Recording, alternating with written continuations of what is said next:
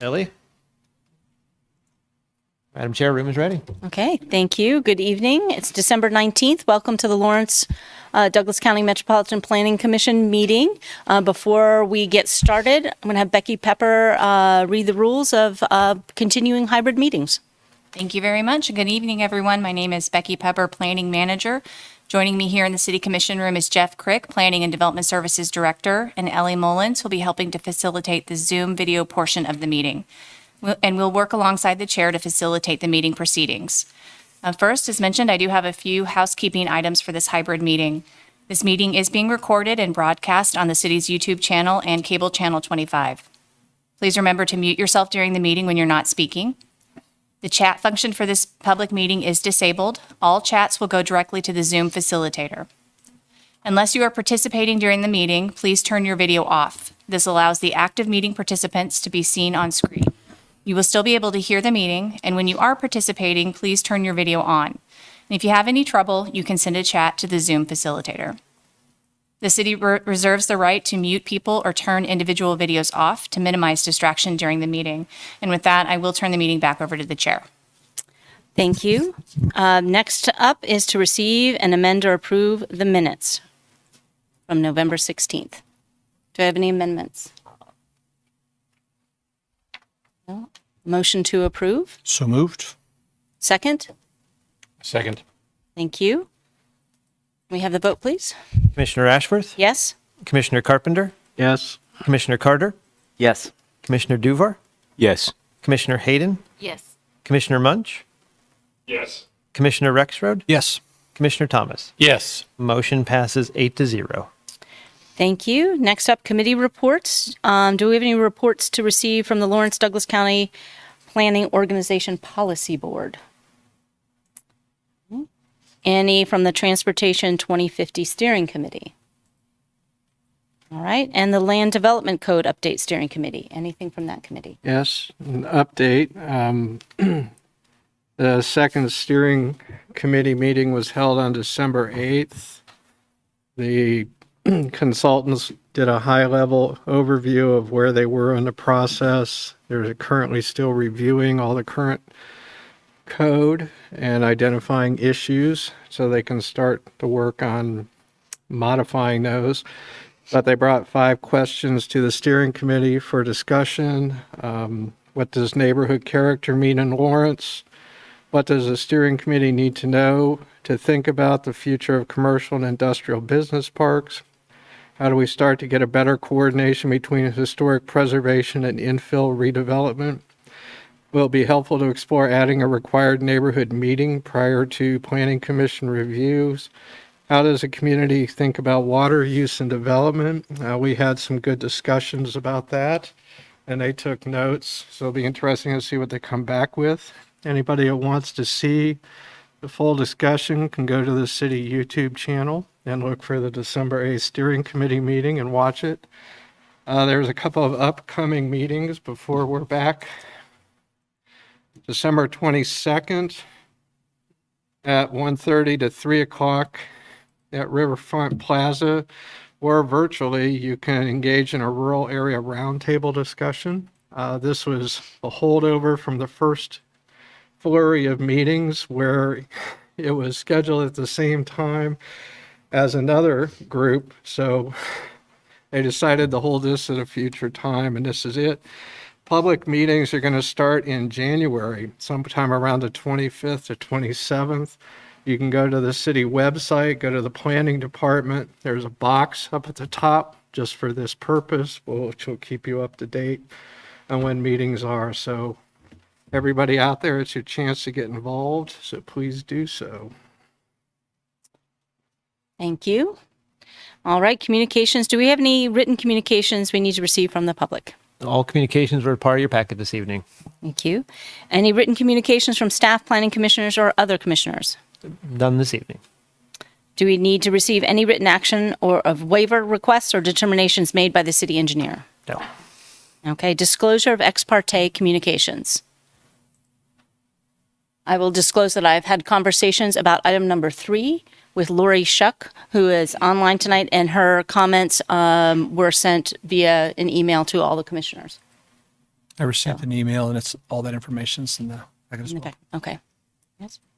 All right. Now this is a point where we come to, declaration of abstentions this evening for many commissioners. Oh, yes, Commissioner Munch. Thank you, Chair. I would like to say that I intend to abstain from discussion around item number 3 on the agenda tonight. Okay. Thank you. Now is the point where we have general public comment. So this is anybody who would like to speak to an issue before the Planning Commission that doesn't involve, is not on the agenda tonight. So anything that's not on the agenda tonight, does anybody have any public comment they wish to speak to or come up to the podium for? Anybody online for general public comment? Okay, seeing none, we will move on to our regular agenda. So our first item tonight is to consider a rezoning request for 10 acres at 316 East 900 Road. Staff presenting this project is Mary Miller. Good evening, Commissioners. Chair Board Member.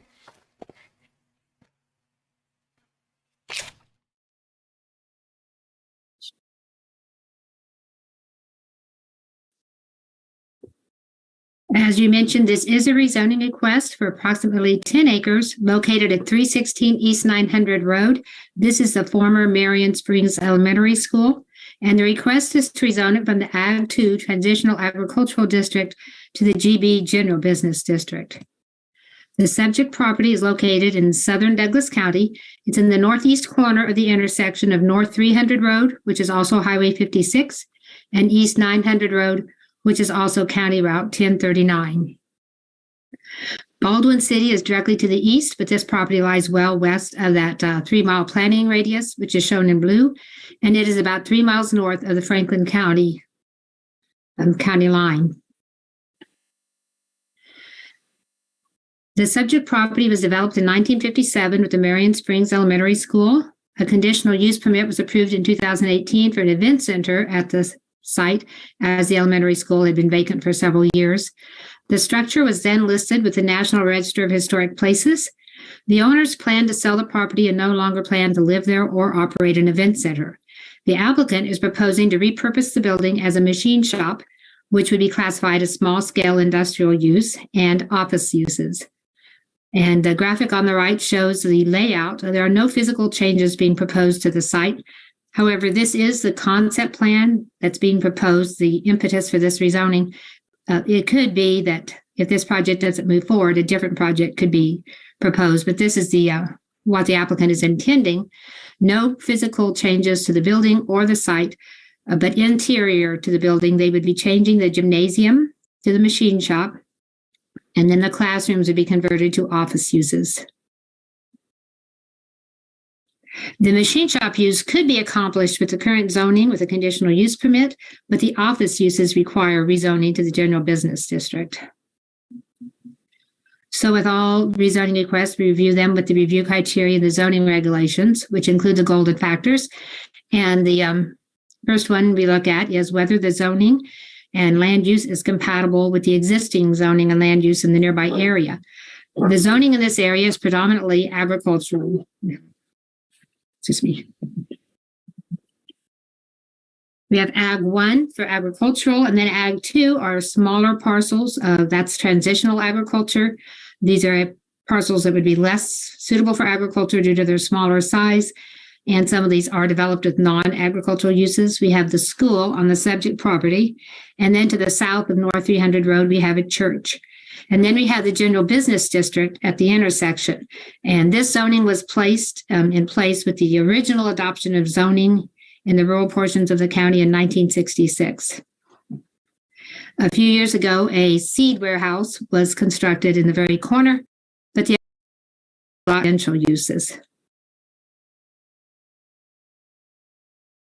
The proposed GB zoning is consistent with the zoning to the south, and the proposed rezoning and proposed use of the land would be compatible with the surrounding uses and zoning with proper site plan review to ensure that any negative impacts would be minimized to the residences to the south. We always look at the character of the area. What impact would this rezoning or land use have on the character of the area? And we normally look at an area about 1 mile from the subject property, which is out. The red dots are the general location of residences based on our GIS maps, and the purple are the non-residential uses in the area. As you can see, the area is predominantly agricultural with a mix of pasture land and row crops. We have residences throughout the area, primarily along the roadways. At the north portion, we have a church, and then, as I mentioned, south of North 300 Road, we have the church. There's a seed warehouse, and then there is a school building. We have higher classification roadways cutting through this area. Highway 56 cuts through it east and west, and then East 900 Road or County Route 1039 cuts through it north and south. North of North 300 Road, this is a minor arterial, and south it's a major collector. This is appropriate location for higher intensity uses given the proximity of the higher classification roads. As the building is listed on the National Register of Historic Places, any physical changes that are proposed to the building will be reviewed by the Kansas State Historical Society. And this listing provides protection for the character of the area, as any future changes proposed to the building or site would be reviewed through the site plan process and then also to the State Historical Society. Another review factor we look at is the proposal in conformance with the comprehensive plan. The first 2 action steps listed here are taken from Chapter 3, the commercial chapter. It encourages redevelopment and limited expansion of existing commercial areas in unincorporated Douglas County on hard surfaced roads. And that existing commercial areas at the intersection of a hard surface county route and designated highway may expand if utilities and infrastructure are available and if the expansion is compatible in scale with surrounding uses. And then the third action step listed here is from Chapter 5, Economic Development, where TREST recommends that we support and grow small to medium-sized businesses throughout our community. And the applicant noted that he sees this as an incubator type business for startup or small businesses, offices, and machine shops. So this proposal is in conformance with the recommendations in the comprehensive plan. We look at what is the suitability of the property to the uses to which it's currently restricted with the Ag 2 zoning. It is not well suited for agriculture since it's been developed as a school. However, it may be well suited to some uses which are allowed with conditional use permits. It would be well suited to uses permitted in the general business district. The property is not vacant. It was developed in 1957 with the school. No detrimental impacts are anticipated from the uses permitted in the GB district, given the location of the property near the highway, and the fact that rezoning would be an expansion of an existing general business district in the area. Also, any changes to the structure or site would require site plan review and approval by the Board of County Commissioners, and any changes to the structure would require review by the State Historical Society. And as there would be no detrimental impacts, no gain to the public was identified that would result from the denial of the request. Now we are to look at whether or not there would be an impact on environmentally sensitive lands. The property contains prime farmland. It's shown as 100% prime farmland, which is classified in the zoning regulations as an environmentally sensitive land. And prime farmland is intended to be protected so that high quality agricultural land or potentially productive agricultural land could be maintained. However, as this is developed property that has not been used for agriculture since 1957, the preservation of prime farmland would not serve its intended purpose in this case. So the review criteria have been met with the exception that there would be an impact on environmentally sensitive lands if a future project came through that proposed an expansion to the building or other site changes. Now, staff recommends that the commission forward this rezoning to the Board of County Commissioners with a recommendation for approval based on the findings listed in the staff report. I believe the applicant is present today, and I'd be happy to answer questions if you have any for me.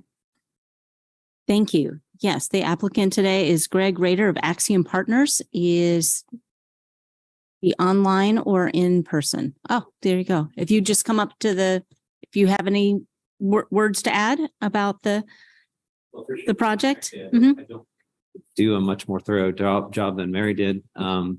But I don't know if they're, my partner and I started a small machine shop business in Baldwin 3.5 years ago. And our main issue has been, it has flourished, but we've outgrown our space. And there is a real dearth of available commercial space in Baldwin. Like we've been looking for 2 years to try and find a space, and it just doesn't exist. And we're actually, if it's important to anyone here, we have a lot of innate affection for Marion Springs. JD and all three of his brothers went there. His dad went there. My kids went there. My wife was a room mom there for years. We loved the building, always did. And it's important to note, like the Bessies, the current owners, didn't list it. We came to them because it seemed like an appropriate space. It's big enough. It's well constructed. It's government construction. And the simple fact is we love the building. We have a lot of, there's a lot of nostalgia for it. It's an appropriately sized space. It's on blacktop. It has everything we need to expand the machine shop business, but we have every intention of maintaining its historic character. And I don't know, it's after we saw, I visited a business over at, I believe it's 8th and Pennsylvania, where there are a lot of different, it's a business incubator, that office space over there. And it kind of made a light bulb come on in that there's nothing to rent in Baldwin. And we've been trying, and very, very little anyway. And it has a commercial kitchen. It has ADA compliant bathrooms. It has 3 different access and ingress points. And the gym is almost perfectly segregated from the rest of the building. So our vision is to put the machinery equipment in the gym side and operate it, as the machine shop business, but be able to have an office rental. I mean, there are 8 classrooms at 900 square feet apiece. They're almost perfect office spaces. And so our thought was, emerging businesses, frankly, who can't afford a large commercial space could find, we have 8 perfect slots that can function in conjunction and help pay the rent or pay the mortgage on the building. But it's about as simple as that. We don't really intend to make, in fact, if anything, we like to keep it just like it was when our kids went to school there or when we went to school there. But it's the gym itself is already more space than we need, and nearly 15,000 square feet with all the classrooms. We just don't have an application, for that much space. So it just kind of seemed like a natural combination of mixed use industrial and office. And the way it's zoned now, it doesn't work. Thank you. That's very helpful. Thank you. Now we put it out to public comment on this project. Public has 3 minutes to comment on each 3 minutes each to comment on comment on each item. Is there anyone in the room who wishes to comment on this particular project? Yes, if you just come up to the podium and state your name. Name's Charles Yaley. We border the property on the north, border it to the east. I've known JD here all as kids. I went to school there too. This is a great project. I'm glad to see the Planning Commission supporting this. We need to see more business starting. We need more revenue on the tax rolls. Good guys, but it helps us out in ag land out here. It's a perfect combination. They got 3-phase power down there. They got rural water down there. You got blacktop roads plus a highway. I think it's a home run for somebody to get a business started here. And like I said, this could possibly look like the Finland airport expansion that's going on down there in Douglas County. McFarland Aviation, if any of you are very familiar with that. I'm not saying these boys maybe get to that point, but just think this could be another deal like that. And that's a home run for the county. We need to encourage business in this county more than anything else. We don't need more rules out there. We just need some encouragement. Thank you. Are there other people who wish to speak on this project in the room before I look online? Anybody online wish to speak to this project? Okay, seeing none. The applicant response, I think the applicant has already spoken, so I don't think there needs to be any response. Back to the commission for discussion. Got a handful of, Commissioner Rexroth. does know why this school in the historic register? I drove out. I couldn't, yes.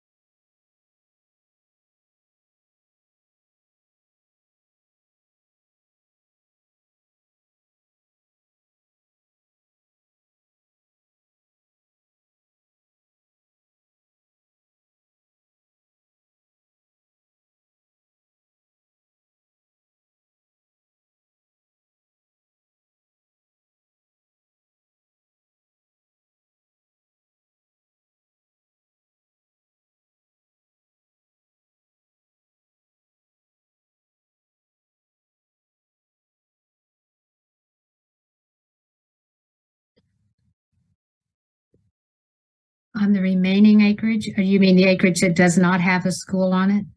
Right. How far out does the designation go? What else could end up going there with general business classification? I believe anything on the property that requires a permit would have to be reviewed by the State Historical Society. So if they were wanting to build another building on that property, I don't believe there's any environs. So, but as long as it's on the same parcel, I think they would have to review that.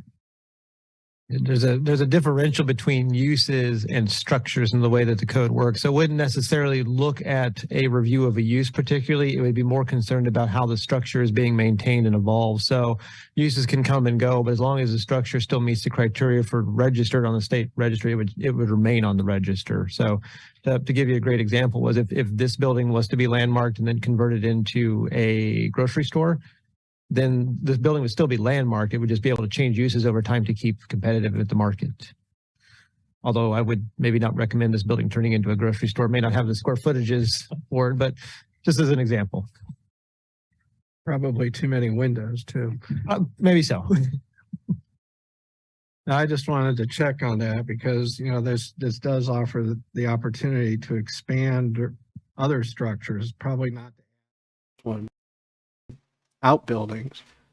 So I guess with the designation, it would be mostly about the exterior design so it fits in with the mid-century idea. Is that correct?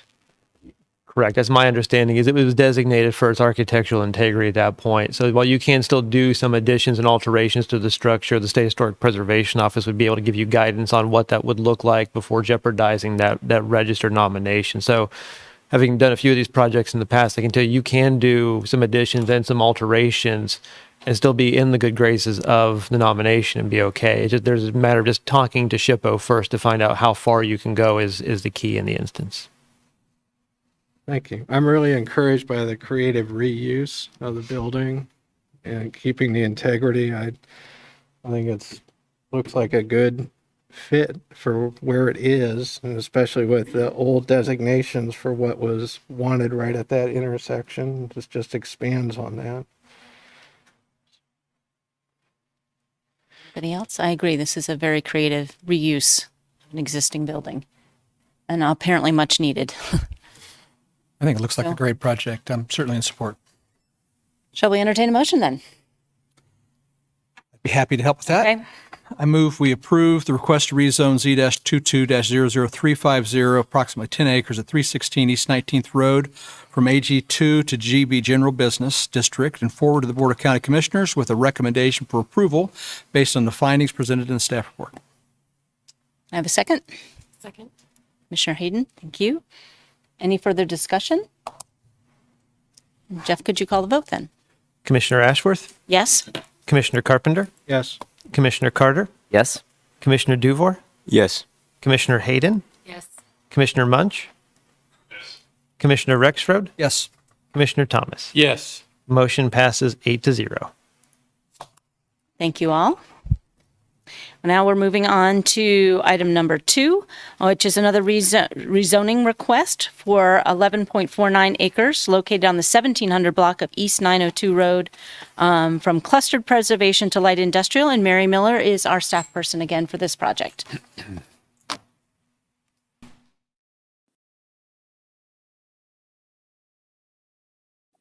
Mary Miller, City County Planner, and I'll again share my screen.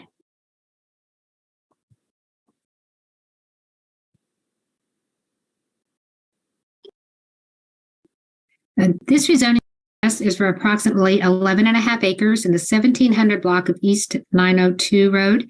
The request is to rezone from the CP or Clustered Preservation District, which is the Rural Residential District, to LI Light Industrial. The subject property is located north park area. It is not adjacent to the city limits, but it is within Tier 2 of the urban growth area. This property was included in an annexation request with adjacent properties. However, the annexation request did not move forward due to difficulties in providing sanitary sewer to portions of the properties. A comprehensive plan amendment, which accompanied the annexation request, was approved. And this amendment revised some of the land use recommendations for this subject property.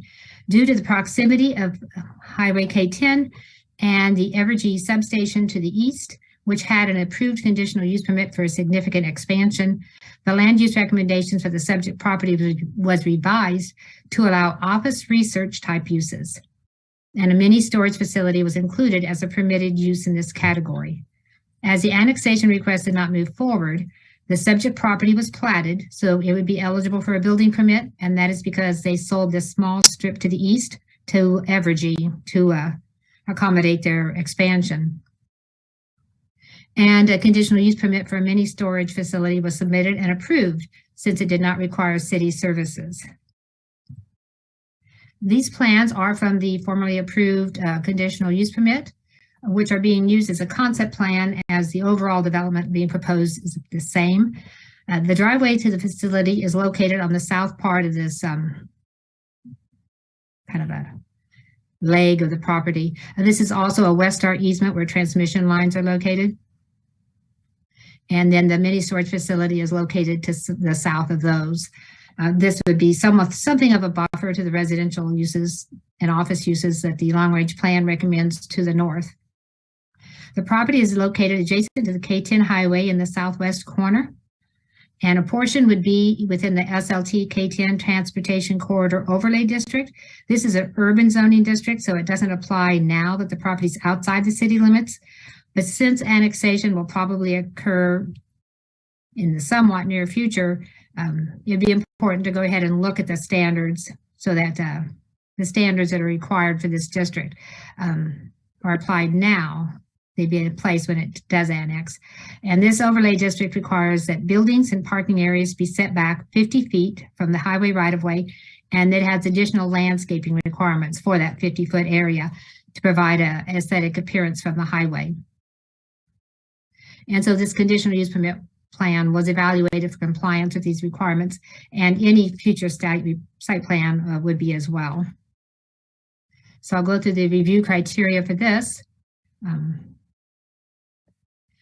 The first is a compatibility with the existing zoning and land use. As you can see, the primary zoning in this area is CP, or clustered preservation.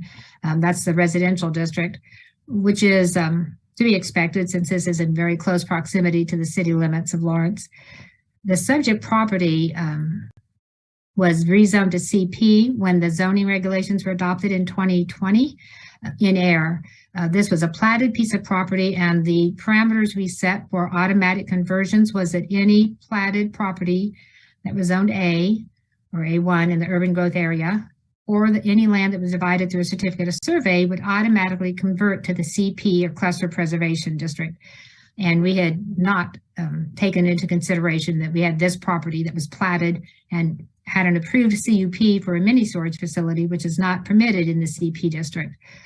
And so this rezoning converted in air, it should have been converted to, we should have intentionally rezoned it to the LI district in 2020 when the zoning regulations changed. So this rezoning would update that to the correct zoning district.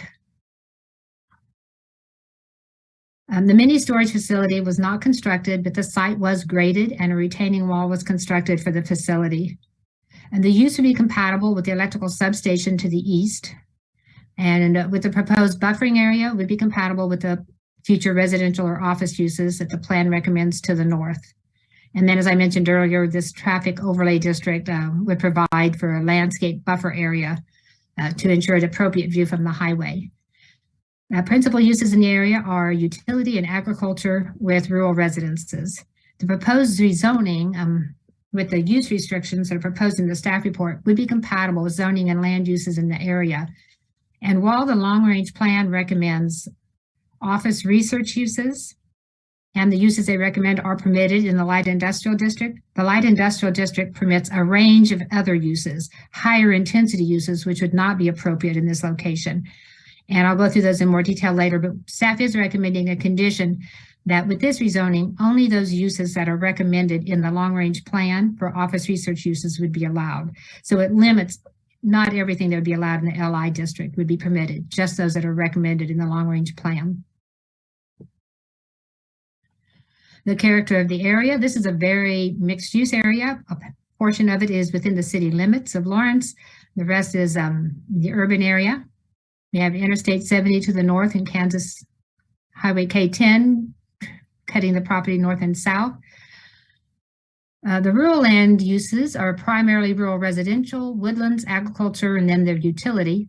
Urban land consists of city parks. We have the Rock Chalk Park, and this contains a KU sports facility below that. We have the Sport Pavilion, a city recreation center. We have the Future City Park up to the northwest. And then we have the Mercado, a commercial development that's undergoing development now. And we have multi-dwelling and single-dwelling residential neighborhoods. There's considerable open space in the area with the Baldwin Creek floodplain and riparian corridor.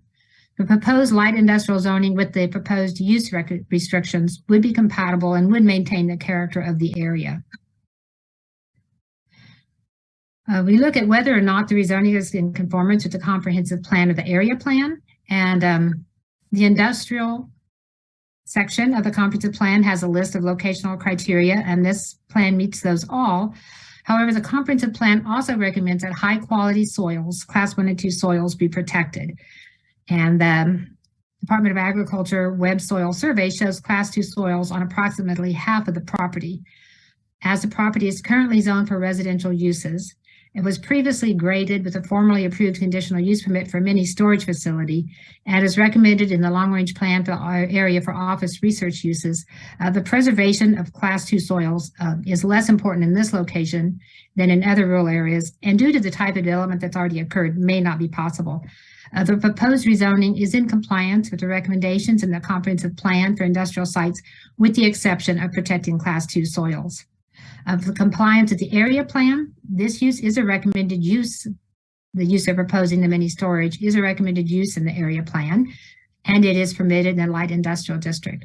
The area plan recommends a very limited range of uses. It recommends light storage and distribution uses, research facilities, limited or technological production, and office uses.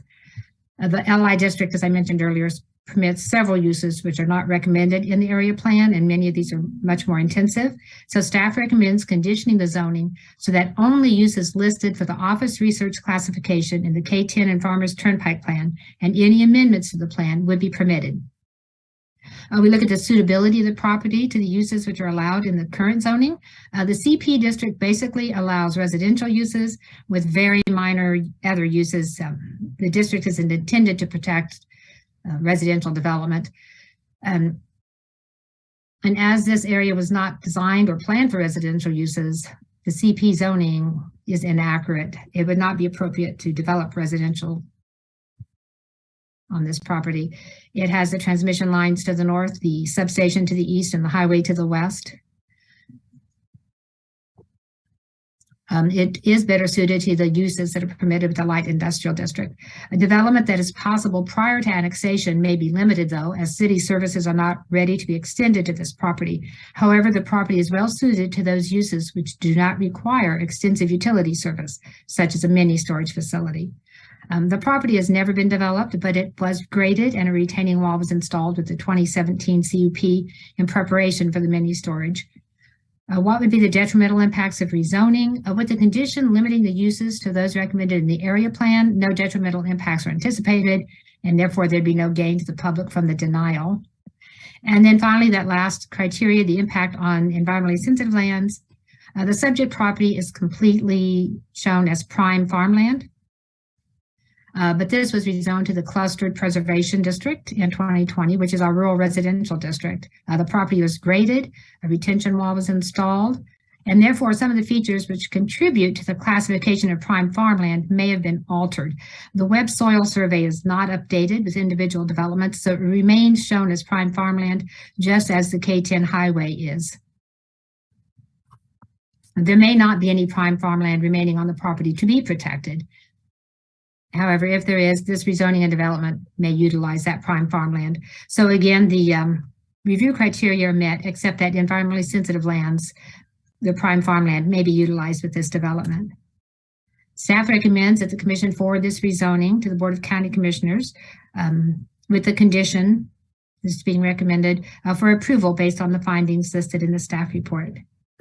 I believe the applicant is present, and I'm happy to answer questions if you have any. Thank you. I believe I saw the applicant, David Hamby, BG Consultants, online. Yeah, this is David Hamby with BG Consultants. Appreciate your time. Appreciate staff's work on this.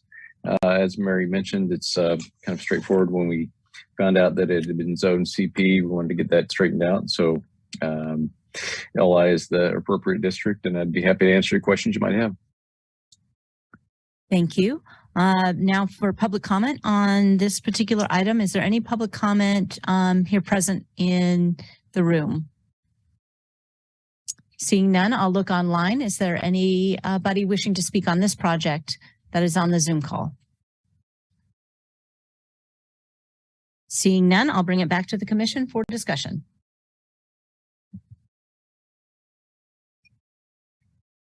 I have a question. Yes. So the road leading up to the location is not in great shape. Is the road improvement a condition before the project starts? Because I noted that there is road improvement is mentioned in the project. Is that something that will happen as a prerequisite?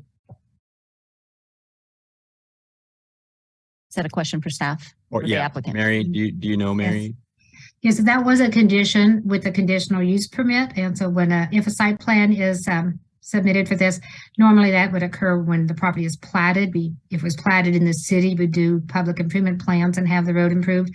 However, that was deferred to allow the road to be tied to the development of the mini storage facility. And so if a site plan came forward, then the traffic impact study would illustrate that those improvements are needed. Okay, thank you.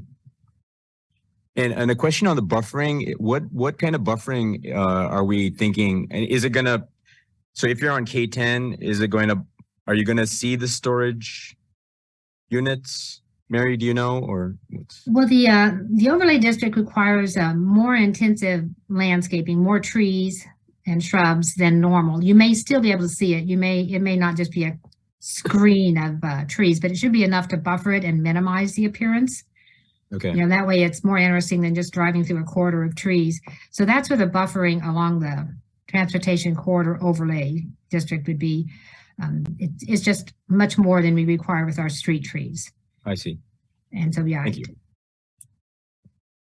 So just to pile on Go to ahead. Commissioner Doer, as I don't have any objection to storage units per se, but where these are, it's the gateway to our city coming in on K10. So the question of buffering, I'm not sure if there's anything we can say or do at this particular point that would assure that the idea of how that's buffered for K10 traffic coming in considers or takes into consideration the fact that that's the first view that people have when they approach our city. I love that you drive around that corner and you see Rock Chalk Park and you see LMH. Again, I'm not trying to speak against storage units. They're great, I guess, but gosh, I'd just really personally rather not be the first thing I see as I pull into town.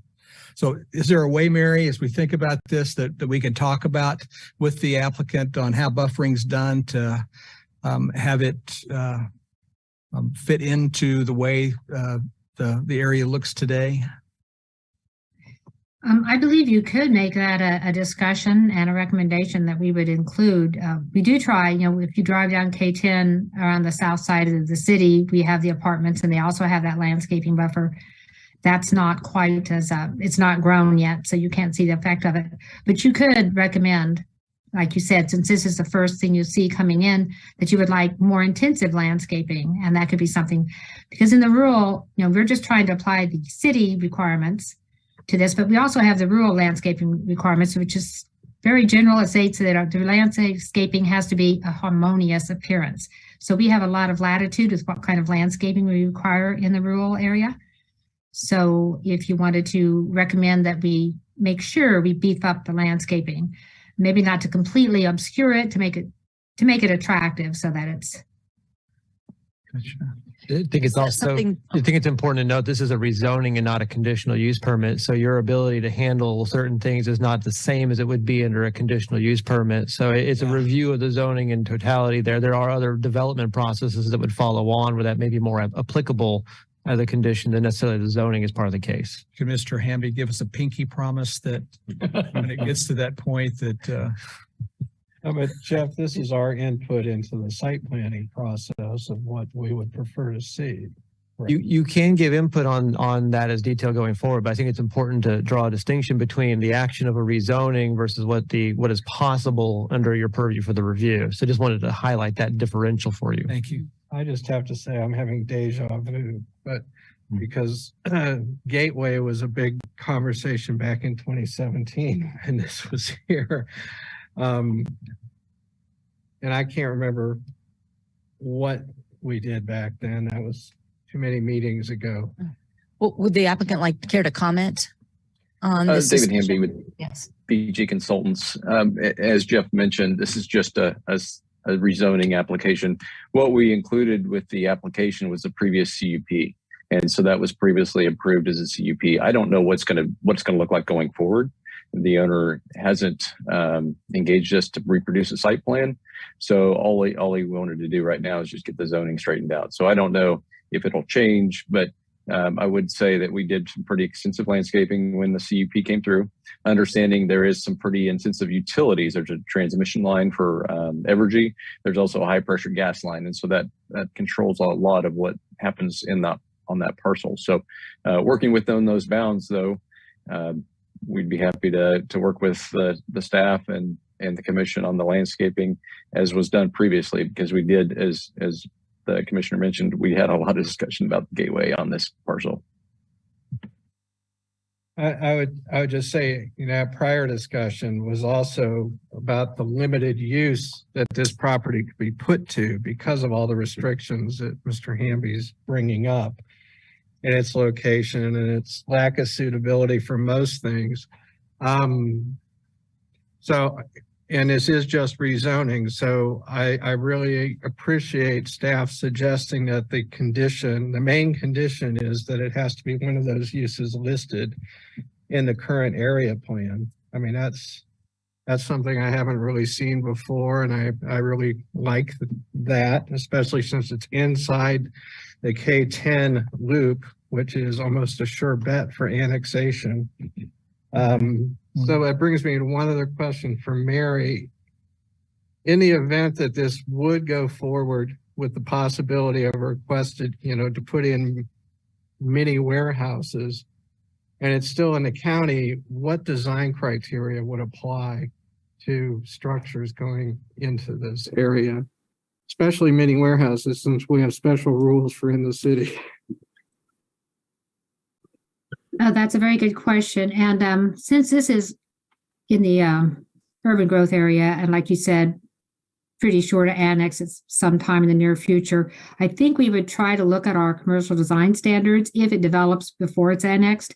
We don't really have the strength, to require everything in the commercial design guidelines, but we can look for some of those. And primarily, they look at trying to have some variation. And sometimes you get that with roof line changes. Sometimes you get it with architectural features, and sometimes you get it with landscaping. You plant vertical plants or trees every so often, and it breaks up the appearance of the walls. So we would certainly look at that when the site plan comes through. And this would be, since it's if it develops outside the city limits, that would go to the Board of County Commissioners. And they have, again, that general requirement that all the structures provide a pleasing appearance to nearby properties, which gives us a lot of latitude. And we look at what are we looking for. So if it's just a long, uniform structure, we could require some features, whether it's landscaping or architectural. Thank you. Other questions from commissioners? Any online? No further questions or comments? Entertain a motion then? Point of order, Madam Oh, Chair. I sorry. think Commissioner Munch may have had his hand up. Did he? earlier. Oh, I'm sorry. I missed that. I apologize. I was looking too. No, quite all right. I did have my hand up. I Uh-huh. appreciate that, but the subsequent discussion has answered my question. So thank you. Thank you. Do somebody kick me if I overlook Commissioner Munch. Be happy to make a motion. Okay, thank you. Move we approve the request to rezone Z-22-00347, approximately 11 and a half acres from CP cluster preservation to light industrial, and forward to the Board of County Commissioners with a recommendation for approval based on the findings presented in the staff report and subject to the conditions listed in that report. Thank you. Do I have a second? Commissioner Javor? Thank you. Further discussion? Can we have the vote call, please? Commissioner Ashworth, Yes? Commissioner Carpenter, Yes. Commissioner Carter, Yes. Commissioner Duvor, Yes. Commissioner Hayden, Yes. Commissioner Munch, Yes. Commissioner Rexroad, Yes. Commissioner Thomas. Yes. Motion passes 8-0. All right, now we are on to item number 3 this evening. We are receiving an update on a text amendment involving wind energy conversion systems. So this is not a project that is before us, but we are receiving an update on a text amendment. The staff reporting on this, Sandy Day and CC Riley, will go through the project and give us what's going on with the wind energy conversion systems. Good evening, Sandy Day. Yes, CC Riley will be sharing in the presentation duties with me this evening. And I would also like to give her a little call out to all of the really great graphics that are in this presentation. Before she got her hands on it, it was very wordy. So those of you that attended the study session just a few days ago, that presentation is up on the website. So also giving a little plug to the website that has been created to continue this dialogue and engagement with the public about this very important text amendment, which was actually initiated by the commission. I'm going to go ahead and share my screen. I just realized it was not being shared. Give me a quick moment here.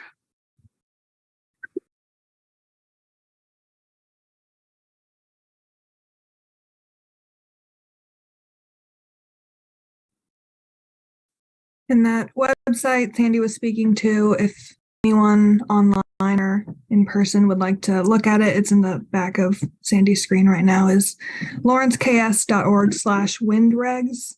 It has both the currently adopted wind regulations as well as the revised regulations we'll be discussing today.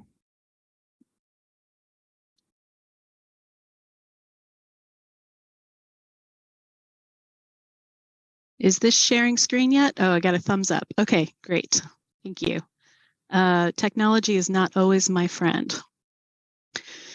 So to begin with, this text amendment comes to you. It was initiated by this body in January of this year. The land use regulations that govern wind farms or those wind energy conversions is a product of a text amendment that was initiated in 2015 and ultimately adopted in 2017. There to date have 0 proposals for any commercial scale wind farm, and we want to reiterate that, and we'll reiterate that throughout probably this presentation and the several other meetings that we will be having about this. So out there, conversation with owners. This governs how the applicant or the operator would engage with the community through an application in the future. As I mentioned, this use is permitted in the county regulations today. There are 2 types of wind energy conversions, those that are for those residential or accessory applications, so a farm, a business, a home, and those are and they're permitted as building permit through county regulations. And then currently, the commercial version of this type of land use is permitted in the agricultural district, the business commercial, and also the industrial zoning districts. So before we get too far into this, the structure of the regulation is based on 2 things. One of those is as a use that's listed in the county regulations. So we've spent a lot of time looking at the organization and language, and then where we have shall or will, those are already defined kind of terms and how they're used in the regulations. So we follow that same kind of formatting in the regulations that you see this evening. Things that are shall or will are mandatory, things that are may or should are permissive. That allows both the Planning Commission as an advisory board and the County Commission as the governing body to also have some flexibility in reviewing these kinds of projects. Just to bring us all to the same starting point of what is wind energy conversion system, or WECS. It's the actual machine that converts that energy to the electrical power. They are the individuals, so we're talking about wind turbines. They can generate wind pumps, generate water pumps, those kinds of pieces. And then the commercial components are really the big generating pieces of equipment that add power back to the overall electrical grid.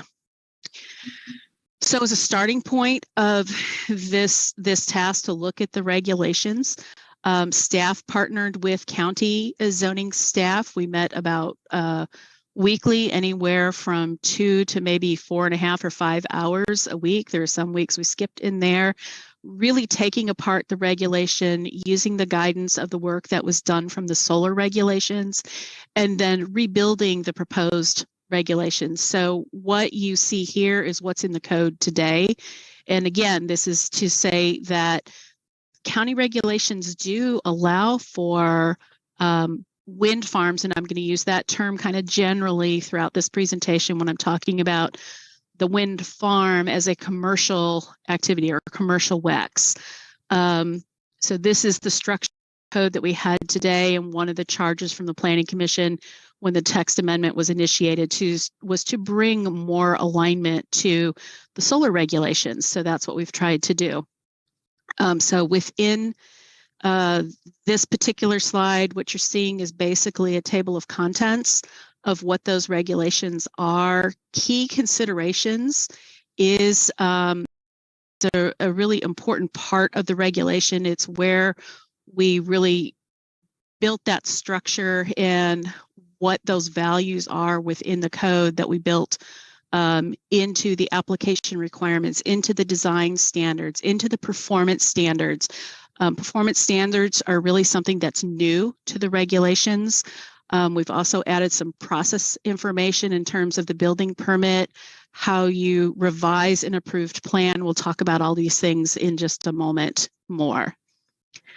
The staff report, anytime we look at a text amendment, as Mary went through the findings of fact for zoning, we have something comparable in the regulations as they refer to text amendments. Those particular criteria are looking for, is there a correction to an inconsistency in the zoning regulations? Are we advancing a clear public purpose? The adequacy for planned facilities and services. The text amendment, is it going to result in something that's reasonably compatible land use relationships, that it advances the interest of Douglas County as a whole? And then as we talk about also consistency with the comprehensive plan. So in the staff report, in the later section of the staff report, you're going to find the findings of each of those individual questions. This is just a quick, very quick clip of those findings. We do believe that the proposed regulations are bringing it much more in alignment with solar, and we use the solar regulations as kind of a template or pattern to move forward, and then to also really build in a lot more clarity, accountability, transparency into those regulations for staff to administer, for an operator to make the application, but also for the community to participate in that process and how that works.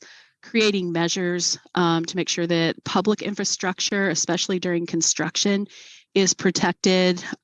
We went into a lot of detail about the documentation requirements and those performance measures. We have proposed a change to the notice boundary, building structural setbacks, as well as height. We're going to come to those in just a minute as well. One of the first things that we did in the regulations when we did the deconstruction of the regulations and rebuilding the new regulations is really to look hard at the definitions.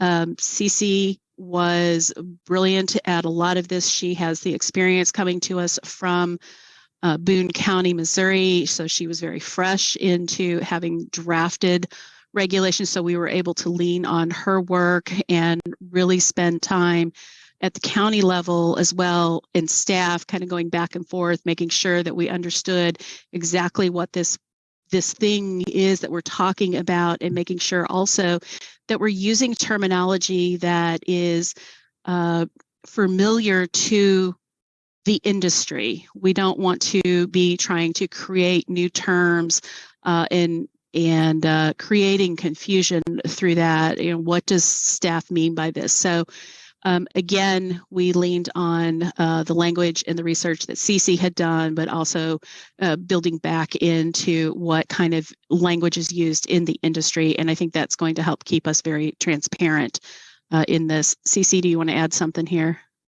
And part of why we spent so much time on the definitions was because the existing regulations included 5 definitions. One of those definitions was the entirety of the regulations on personal or small WECs. So in the new definitions, you'll see over 20 definitions, which go into both describing for the county staff, city staff, as well as any of the members of the community who might be interested in developing a WECs to better understand on an equal playing field, what are we talking about? So you'll see discussion of shadow flicker and things of that sort, as well as other regulations we've added in. As far as the personal WECs and commercial WECs, so as we sort of touched on earlier, county staff was substantially interested in providing more information on personal WECs. What was existing and what is existing as the currently adopted regulations was pretty brief and left a lot to staff interpretation and commission interpretation. The proposed regulations before you have the similar process that things are reviewed within a building permit, that they're an accessory structure, but there's also a maximum height as well as a power rating, which is the same as the existing regulations. In addition, sort of what is personal, how can personal act for commercial, the main difference being that a commercial turbine or wind farm can sell energy back to the grid, whereas a commercial or a personal WECs must keep all the energy on the site. So think of a small family farm that has to, or that would like to run more renewable energy on its site. Thank you, Cece. Okay, so just some quick things on that personal. So this is again where you see a change in the definitions from small to personal, and I think this helps again define and determine that we're talking about those that have a specific use to the property or the business or the farm that we're talking about, has a maximum power rating, has a maximum height that we've talked about, 75 feet. There are requirements to be set back from roadways in those dimensional standards of the zoning district, the building permit pieces of it that are applicable to this, and that makes this use a little bit more friendly for the individual, that they can skip straight to a building permit process. Those are kind of the big pieces of that particular piece of it. The bulk of the work that we did really focused on the commercial wind energy system. So again, a little bit of a table of contents here. All of these subsections that we talk about next really are all specific to that commercial WEX projects. So key considerations was a significant component. You saw that in the original regulations. You see that in solar regulations, and we continue with that in this revised set of regulations. And it also forms the basis of how we look at what kind of information has to be provided with the application, the design standards, performance standards, expand on that as we move through the regulations. So some of those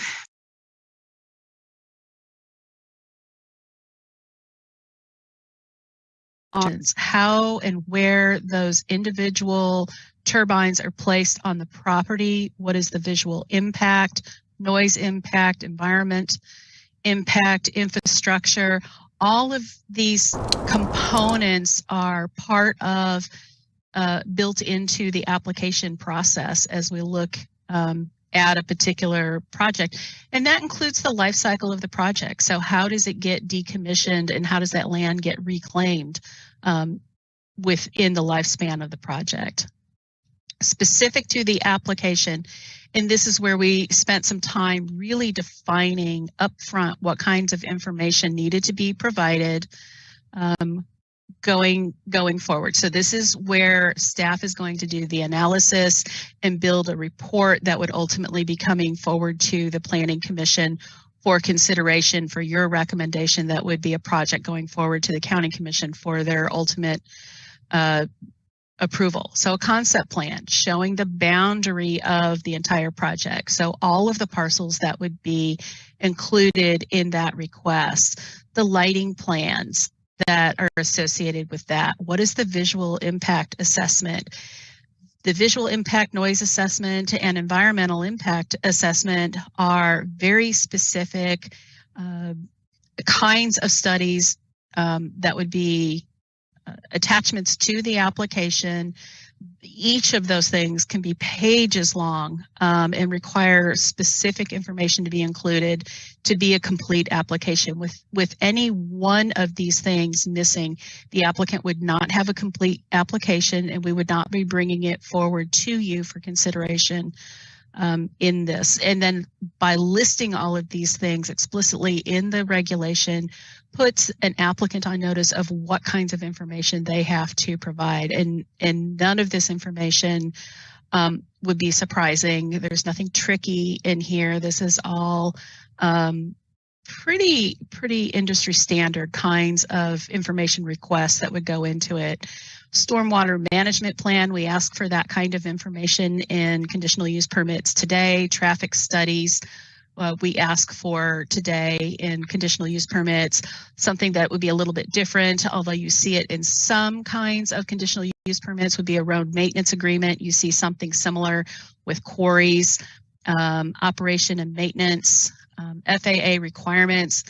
We at the local level do not review FAA requirements. That's a very specific piece that our regional office in Kansas City would be doing. But we do require the applicant to go ahead and acknowledge that that's a requirement and they are following up with that kind of thing. We also require or are proposing with the application an emergency mitigation plan. So when we have an extraordinary event that, and we'll get into that a little bit, there is bird fatalities, I think are the most common thing that I've heard with relationship to this. What is the plan for dealing with that? How do you do it? Do you have an immediate stop of that wind turbine? Staff has to get out there. There's probably other state and federal agencies that have to get out there and assess what happened and why and go from there. A very specific decommissioning plan. How does it happen? The costs and the fees associated with that, providing those sureties either through an escrow deposit, letter of credit, a couple of different tools that we propose within the regulation to be able to support what decommissioning looks like. Within the application process, much like with communication towers, Communication towers require an extraordinary notice boundary of 1 mile. The current regulations for wind energy require a notice boundary of 1 mile. This regulation proposes to extend that notice boundary to 2 miles. This is a notice that the applicant would be responsible for. They would be required to make that notice at the time of application. And that's one of those things that staff spend a lot of time talking about. Do you make that do you make that notice when the application is being submitted? How long before? How long after? Really what the expectation is the applicant is submitting the mile notice basically concurrently with bringing their packet of information into the planning and zoning offices, so that we don't have somebody out there making notice of something without staff knowing about it, but also that they haven't submitted it to staff and they're, waiting many days to make notice to that public. So this tries to get at some of the transparency of making the community aware when there is a formal application submitted. Did I just advance? Okay. Design standards. So design standards are those pieces that those are the hard and fast things: setbacks, height, the clearance from the bottom sweep of the blade, structural design of the actual tower base. So we have identified all of those kinds of pieces within this. We did actually engage with Douglas County Fire and Medical. So there is language in the proposed regulation per their direction. It mirrors almost exactly, I think, what the solar regulations have. This is a very specialized kind of land use, and so having the proper training and tools and equipment to be able to respond to an emergency is something that was important to our fire and medical staff. So that is reflected in these regulations. Prohibited marking. So you don't get to turn the proposed structure into a cylindrical billboard. Access road requirements. And again, this goes back a little bit to the emergency preparedness. Access roads to equipment need to be capable of supporting the emergency apparatus. So that is reflected in the regulations.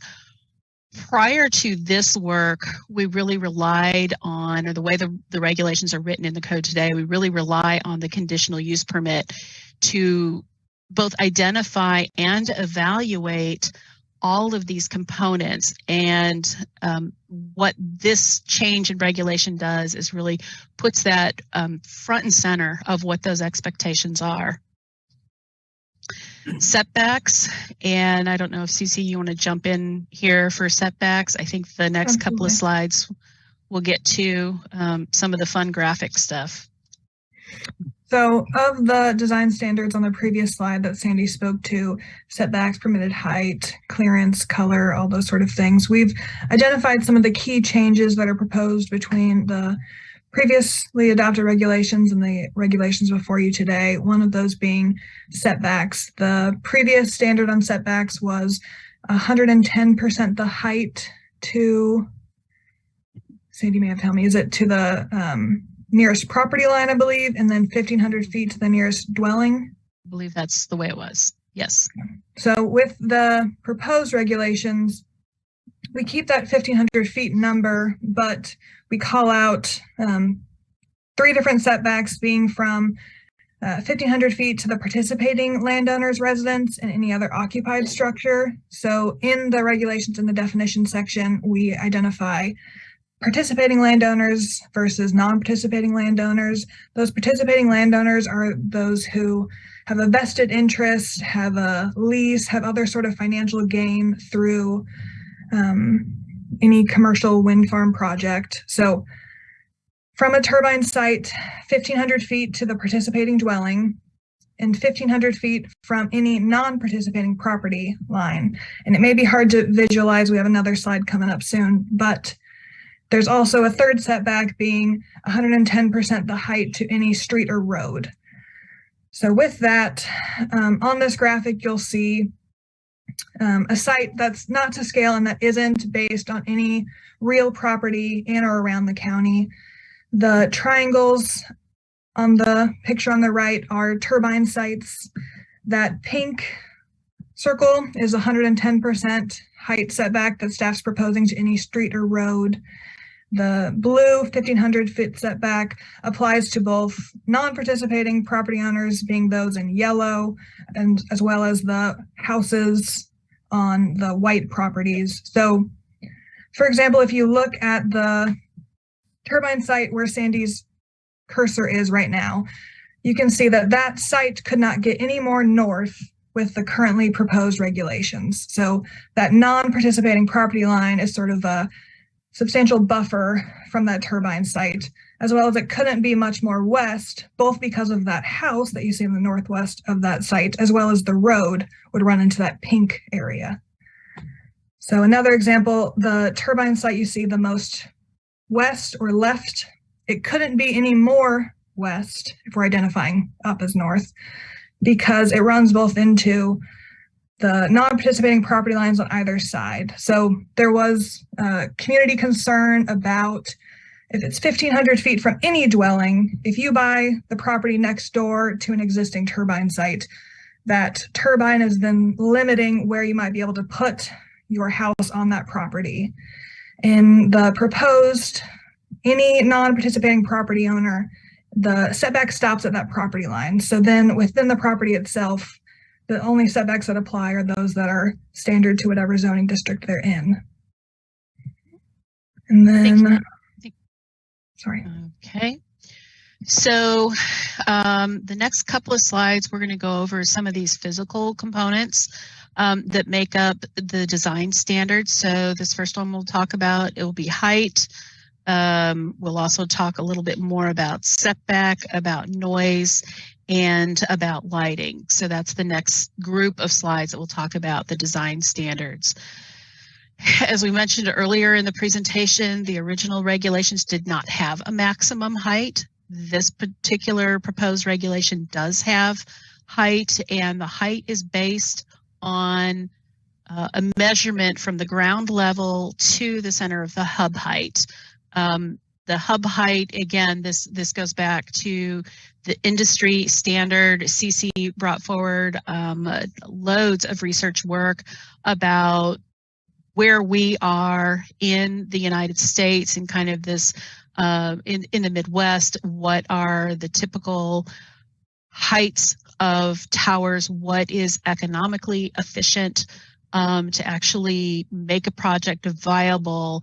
Some of the other heights that we looked at, you may or may not necessarily get the same kind of economic benefit from them. And then there are also communities that propose a hub height that is substantially lower, and they effectively zone out the use because there's just not an economic return to do a WEX at that height, and that's really a different conversation that we would have if the overall interest is to prohibit or not allow this kind of land use, which again, it's already permitted in the codes today.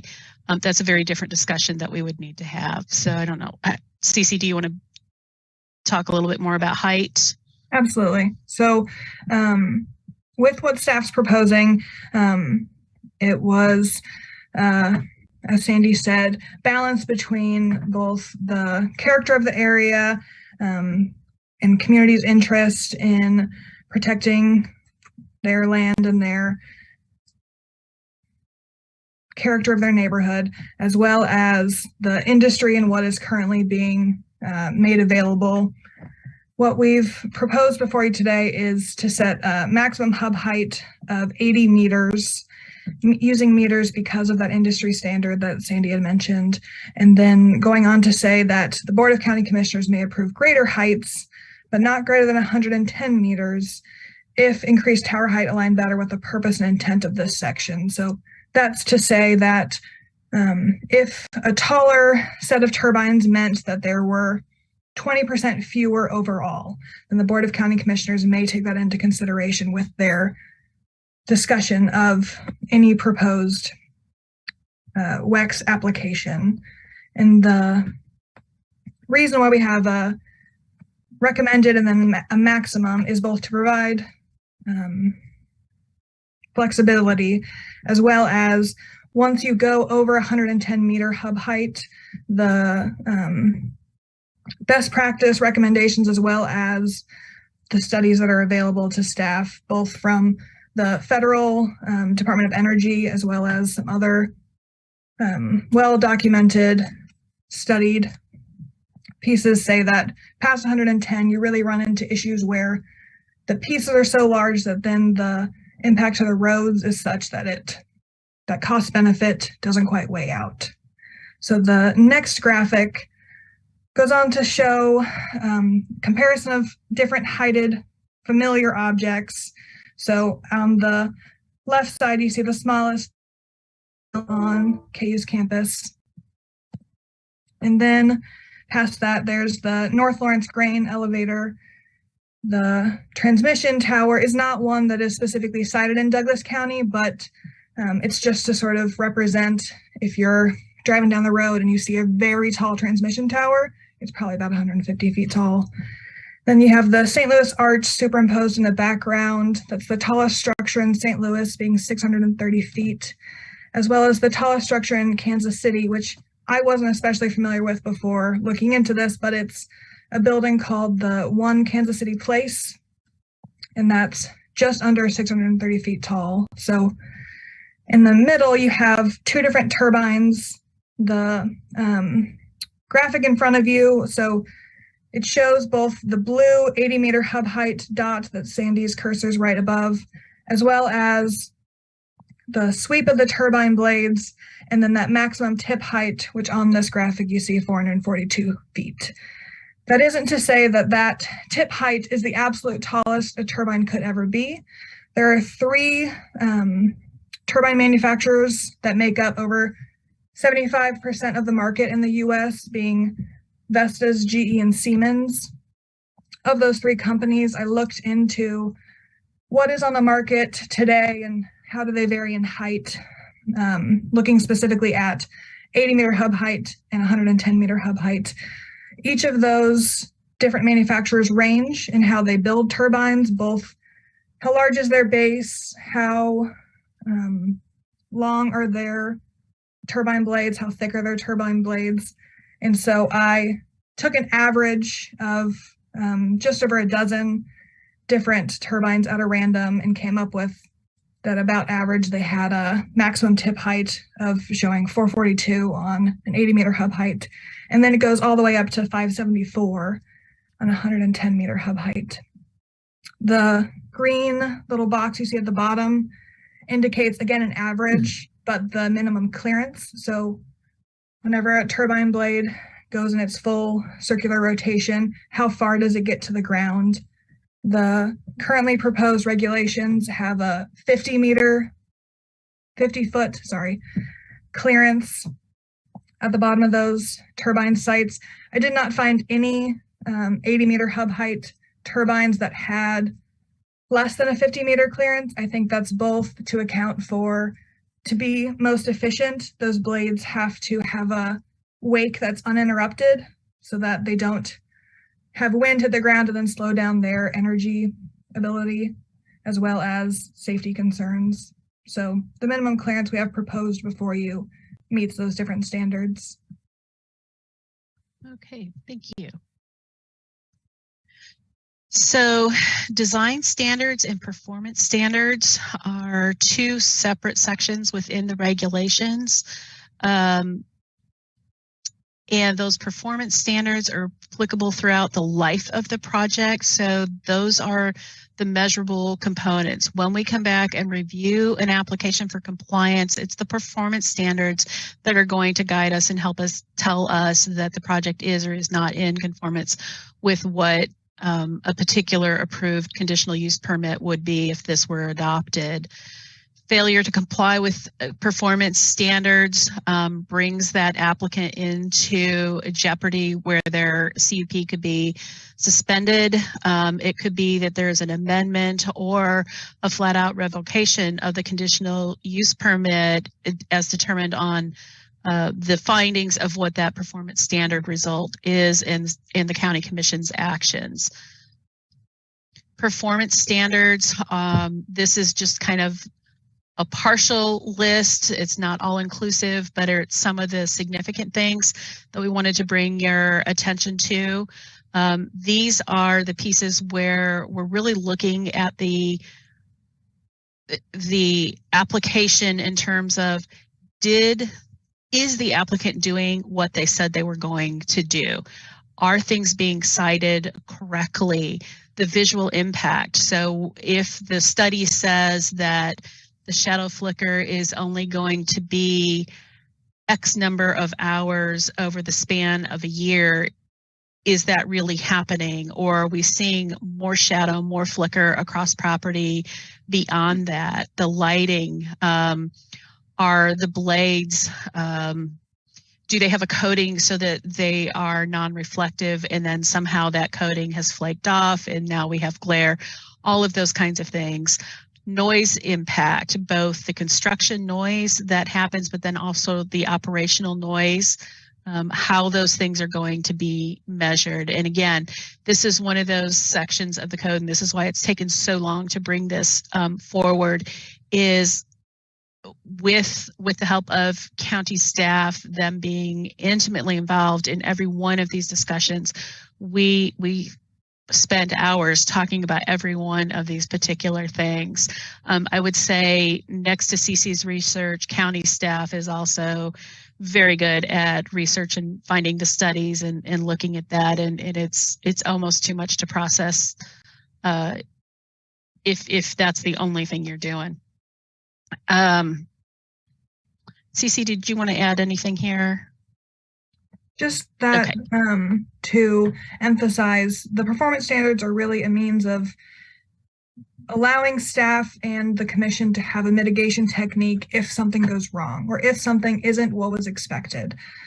So there's multiple pieces of it that really go into those original key considerations and making sure that both what was said happens and that there's complete follow through.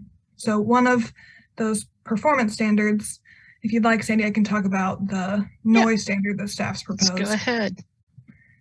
So as Sandy had mentioned, we're proposing both a during construction hours of operation, sort of when might those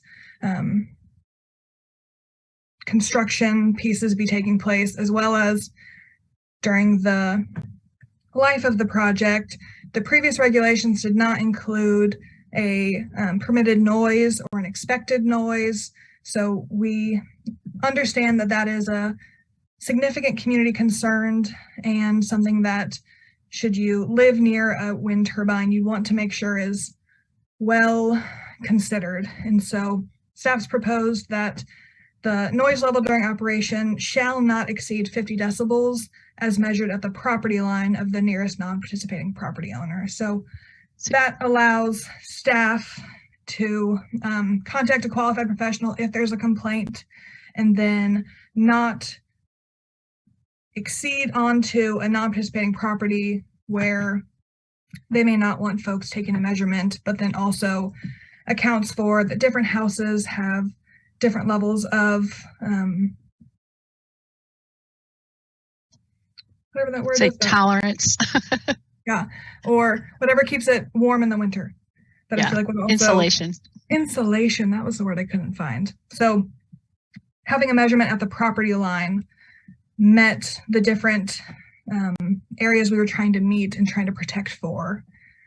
And this also speaks to the kinds of enforcement opportunities that zoning officials have in terms of entering property, what we can do, what we can measure from a property line. If we do not have permission, then we really do have to kind of get as close as we can. That's usually property line at a public right-of-way unless a property owner has given explicit permission to go ahead and access property. And this is another space where if what was proposed isn't then met, we call out in the performance standards how mitigation techniques may be applied, whether that's through landscaping buffers or walls or other means of making sure that any unexpected or unusual sound can be protected from, or that property owners can be protected from that. So with 50 decibels, oftentimes whenever talking about these numbers, you sort of want to know what that sounds like. And perception of noise is always subjective. You know, your grandpa can't hear you whenever the TV's on, but your mom can hear a pin drop in the other room. So I've laid out before you how loud is a whisper, a refrigerator, a dishwasher, all the way up to a vacuum. And again, there's also different levels of efficiency in each of these appliances.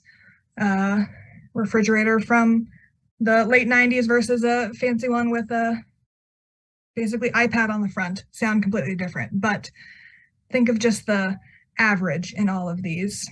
And then I'm also trying to express through this graphic that noise is exponential.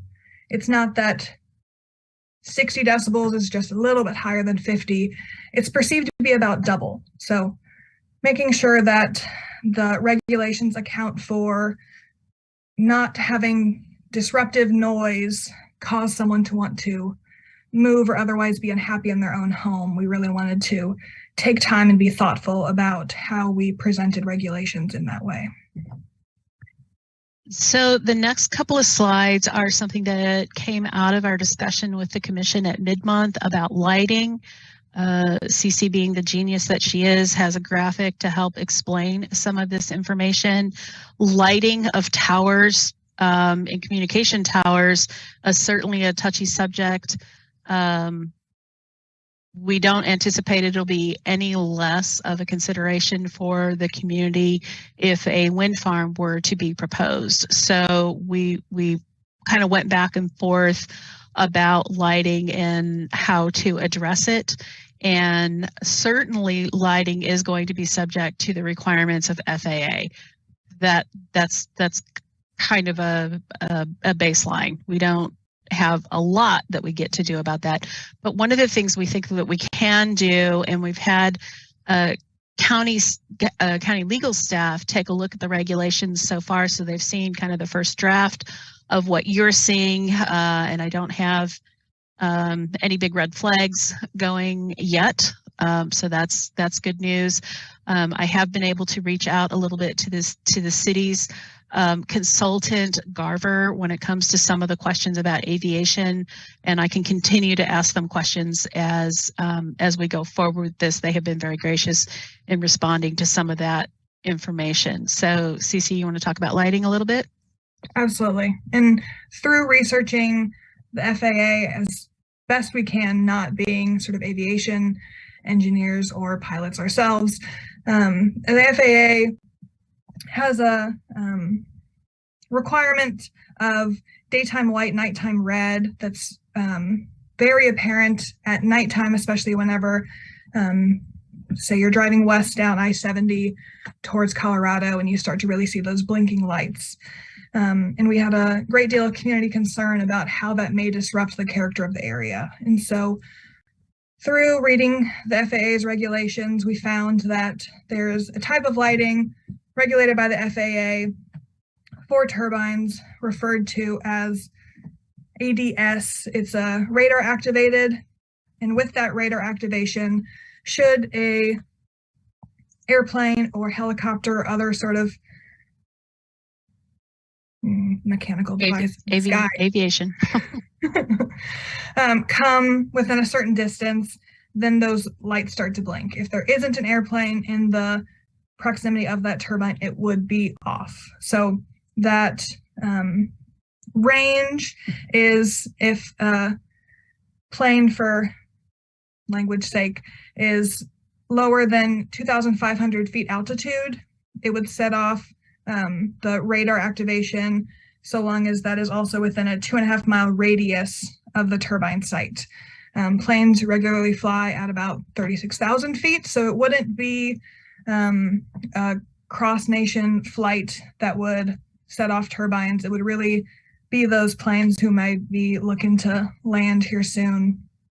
And then there's other FAA regulations about how close they can be to airstrips, and I can't recall those offhand, but part of the application is, as Sandy had mentioned, acknowledging those different FAA regulations and showing us how you meet each of those criteria.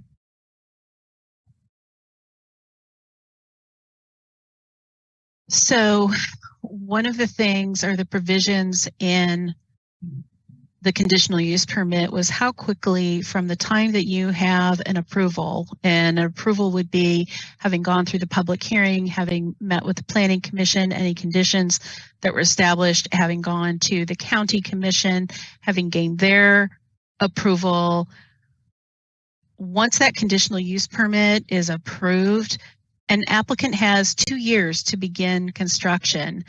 There is a process that an applicant could request an extension if they're coming up on that 2 years and they haven't issued any kind of a building permit. But this is really an effort to, again, make these kinds of application requests kind of live and active, not allowing for an operator to go through. And I've seen this in the city where we've had a project, it got approved, and then it sat for a number of years, and they've had 2, 3, 4, 5 kinds of renewals because there are different things going on in the market, and maybe they didn't decide they wanted to do that particular commercial development or whatever it is. So this really makes that applicant kind of toe the line as well to say, okay, yes, we're going to go through all of this effort, and if they don't get their building permit within 2 years to begin construction, then the CUP becomes null and void.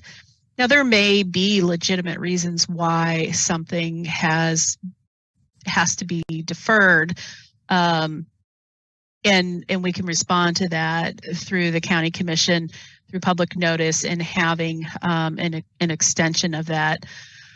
There would be an affidavit recorded with the Register of Deeds referencing the CUP, the date and the expiration that would be applicable to any of the properties that would be participating properties. And then again, that's trying to give that transparency. If you're looking at buying property, is there that kind of a reference on that property?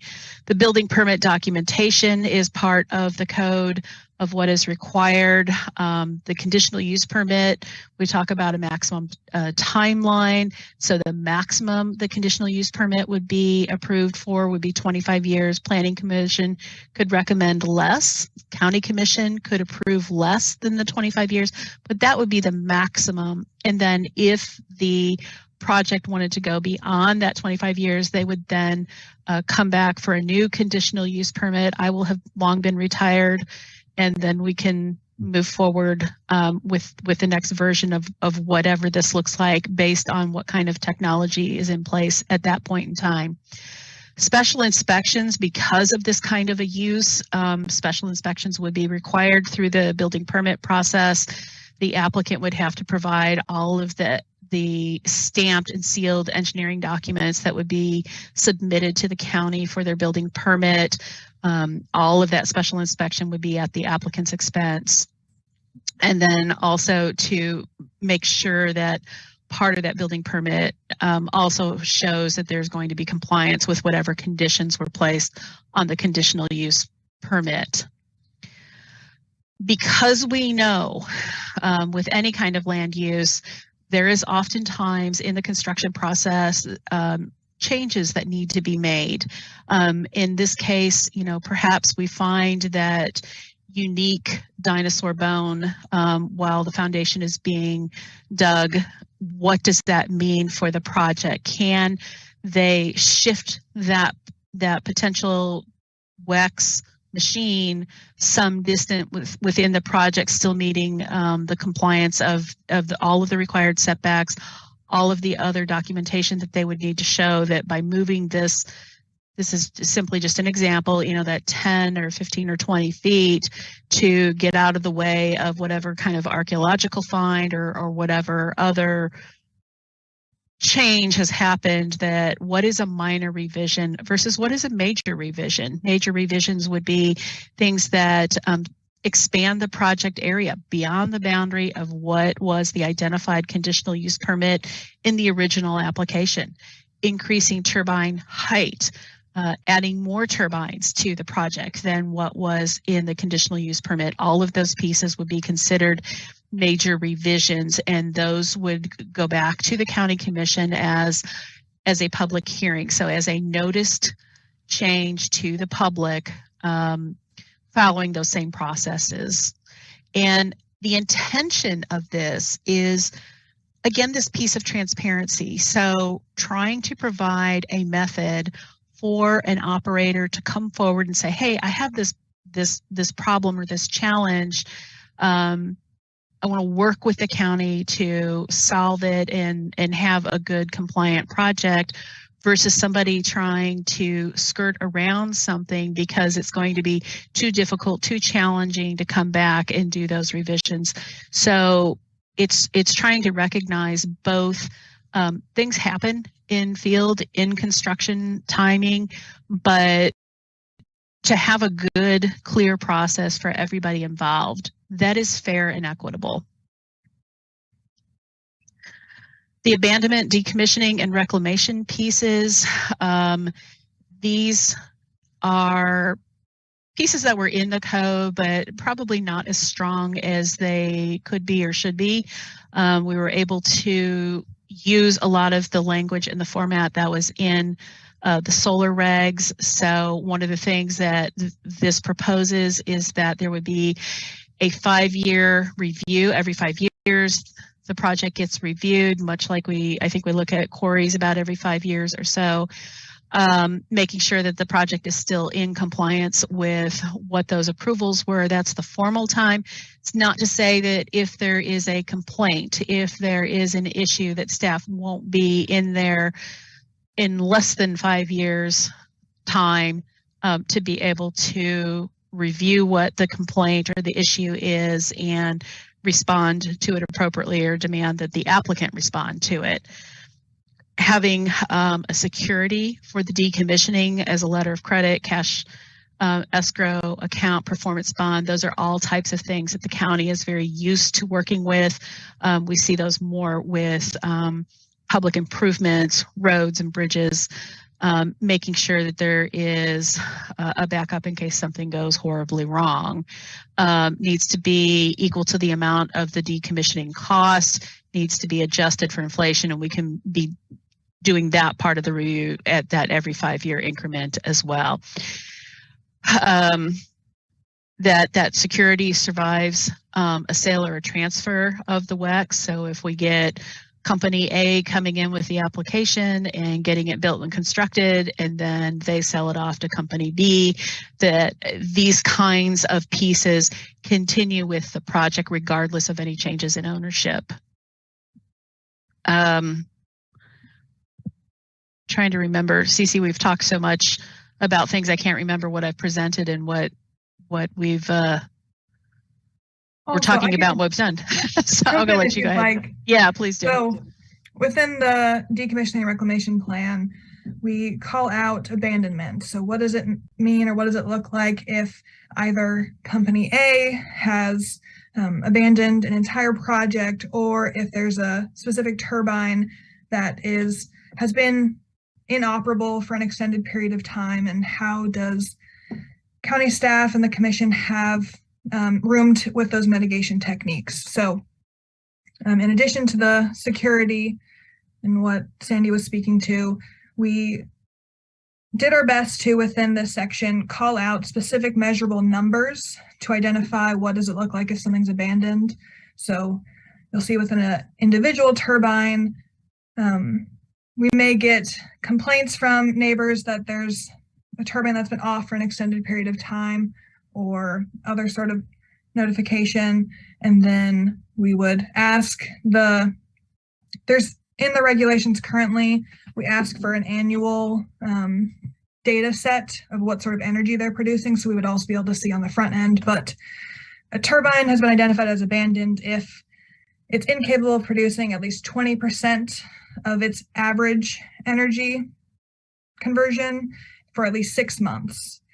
And that entire project is considered abandoned whenever 50% or more of the individual turbines are abandoned, as mentioned in the previous one. So over 50% are not producing at least 20%. It sort of builds on each other, but these numbers are also a space in addition to the security amount being 100% of decommissioning cost that we're interested in having the Planning Commission think about. Do these numbers sort of represent in your mind what you see as abandoned or what you see as necessary for security? We've run this abandonment, decommissioning, and reclamation section by county legal multiple times, and we'll continue to do that because this is really that final legal piece that makes sure that the land can be reclaimed. And Sandy, you'll go to the next slide. It sort of speaks to that if things are abandoned, the current regulations speak to that within 90 days of that abandonment, the property must begin to be reclaimed. So this slide speaks to it pretty briefly, but there is a lot of language in the regulations themselves about what that means. And there's two main ways. Sorry, Sandy, you go. No, that's okay. Yeah, the two ways, it could be an initiation by the operator. So they choose to bring a particular WEX offline and remove it. Or it could be something that's initiated by the county with notice. And so all of those procedures are in there that say we get those complaints are substantiated. The county then takes those next steps and ends up with an order from the county commission with all the due legal steps that will have needed to be completed to then deal with that abandonment, the decommissioning, and then returning the land back to whatever use is going to continue, and most likely some form of agricultural use. This then ties back to that security for that cost of decommissioning and the reclamation, that is to the operator, to the participating landowner, and to the security. So we've done what we can, we think, to protect people from themselves. Hopefully any participating landowner would look at whatever kind of lease agreements that they're entering in and make sure that they're covered and protected. Staff would be looking at that as part of the initial application and the review, and we would probably, as part of the review, have county legal staff take a look at what the applicant is proposing. And so you'd get a report from staff in the staff report if you saw a conditional use permit for this kind of land use. Now, we've not seen it yet. This kind of language is in there, probably not as clear or direct or has, is it as enforceable as we are looking at right now in this proposed language, but that's the intent of it. So a couple of things before we wrap up. I know we've been talking for a long time. There's a lot here. There is a number of different opportunities for the public to engage in this discussion. We are actively planning a community meeting. I am waiting on the final approval for the meeting at the Greenbrush School, which was Wakarusa Valley Elementary School, if some of you know it by that name. That would be in early January with a second public meeting hosted here in the Riverfront building for staff, for the public to meet with staff to talk about that project, and that would be the end of January. So we've tried to give the opportunity for two different meeting times to meet with staff and to identify different concerns the public may have. The website is up and rolling.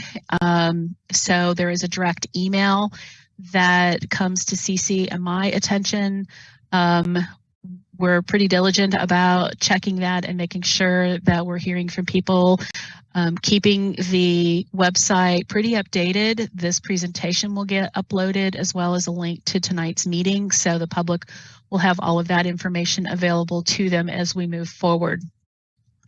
So we are kind of opening that public comment time frame, and that will continue. There will be a couple of different updates that will come to the Planning Commission.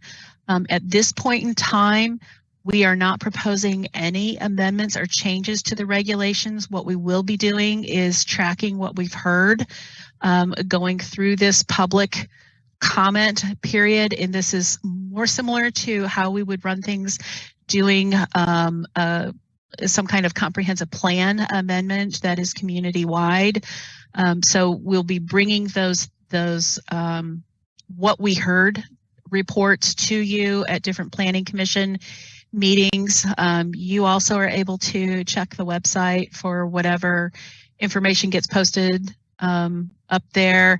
And then we plan to have yet another mid-month meeting, and we would be at that time presenting any new revised language to what you have seen tonight. So we're not going to make changes between now and January. We're not going to make changes between now and February. You will see that next set of changes in early March at the conclusion kind of that public commentary period.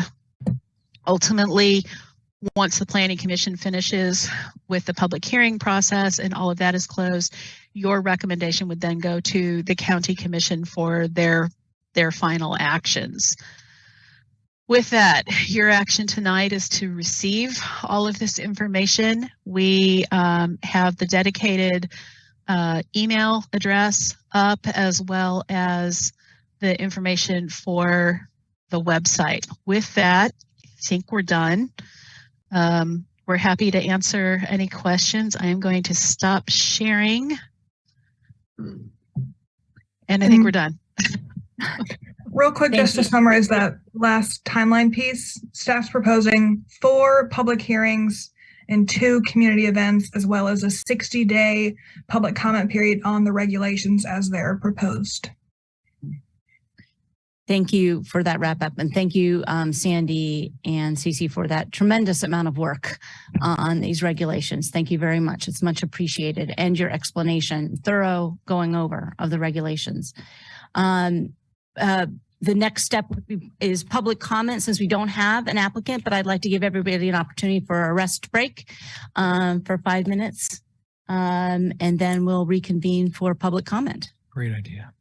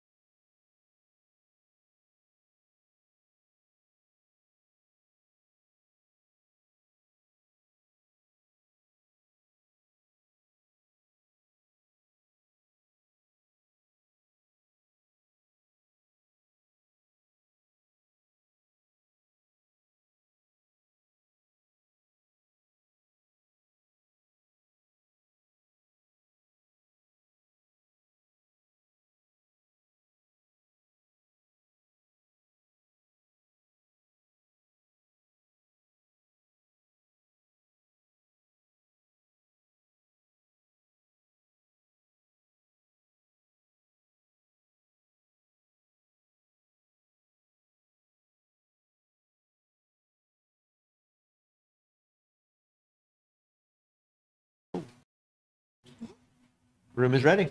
All right. Thank you. Thank you for everybody's patience. Thank you again to Sandy and Cece. Before we begin public comment, I'll just remind everybody that we'll be commenting this evening, that each individual has 3 minutes to comment. But that being said, I would like to reiterate that, one, we don't have a project before us this evening. We're just receiving text amendments for comment. And also, I think I counted there are at least 7 other opportunities to make your comments and thoughts known on these regulations. We have a mix of public meetings that are coming up, and then there'll be at least 2 more Planning Commission meetings where we receive the text amendment for comment. And then, of course, there'll be the meeting in March where we take a vote. There'll be public comment at that time. And that recommendation will then go to the County Commission. And then there will be another opportunity for public comment. So I encourage everybody to go through these draft regulations that we have now and make your comments at one or more of those public opportunities to make that comment. This is a baseline, a very thorough baseline, but still a baseline, and we have an opportunity, you have an opportunity to make your feelings known on these wind regulations. So please take advantage of that. So we're going to start. Could I just add just one thing to your comment? Sure. I would just like to make sure everybody understands that we have existing regulations for this type of use. So what we're really looking at here is how to improve our existing regulations in light of what was done with the solar. So we're not starting from scratch here. If we don't come up with modifications that are acceptable to the community, we have a fallback that I don't think is very acceptable to the community.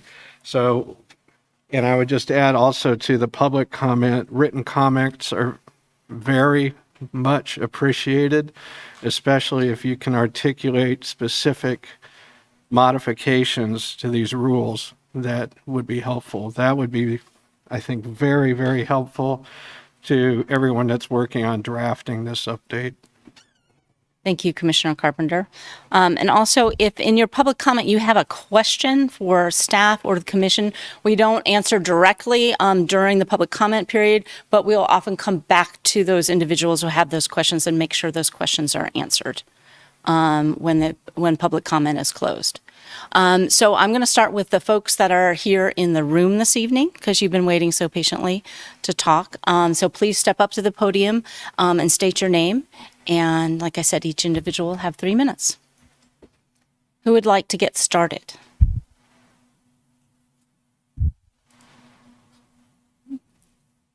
No?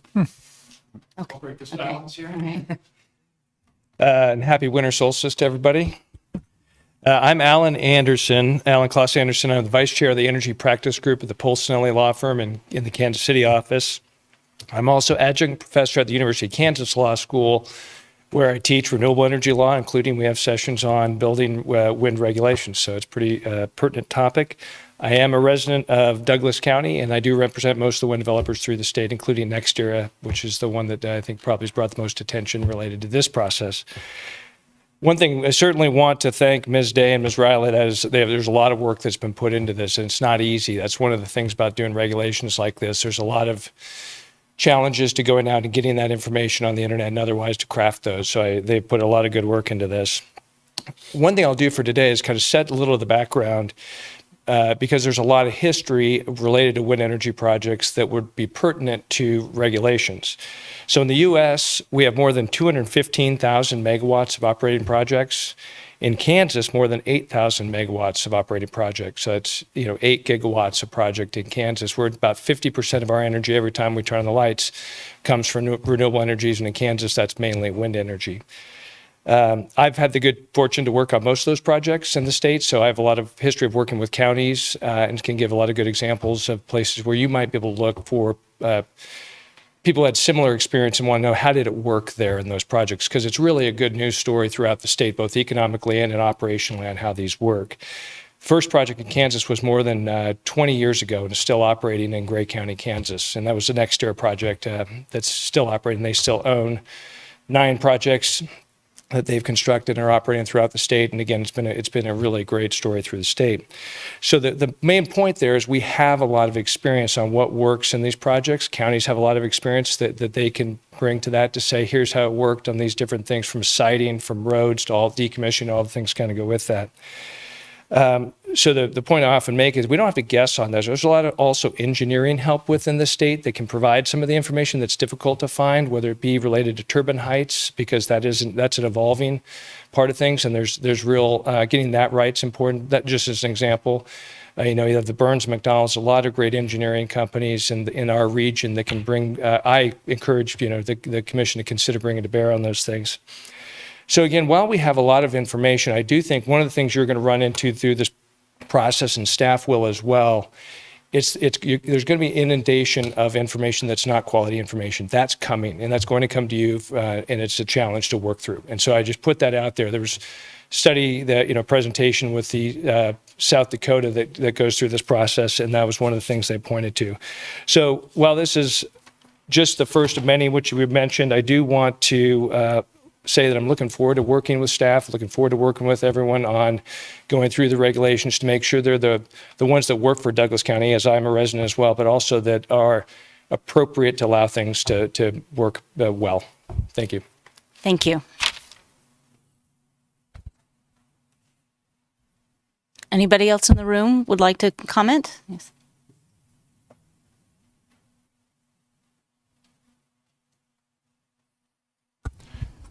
My name is Philip Metzger, and I live fairly close to where the proposed windmill farm is proposed to be.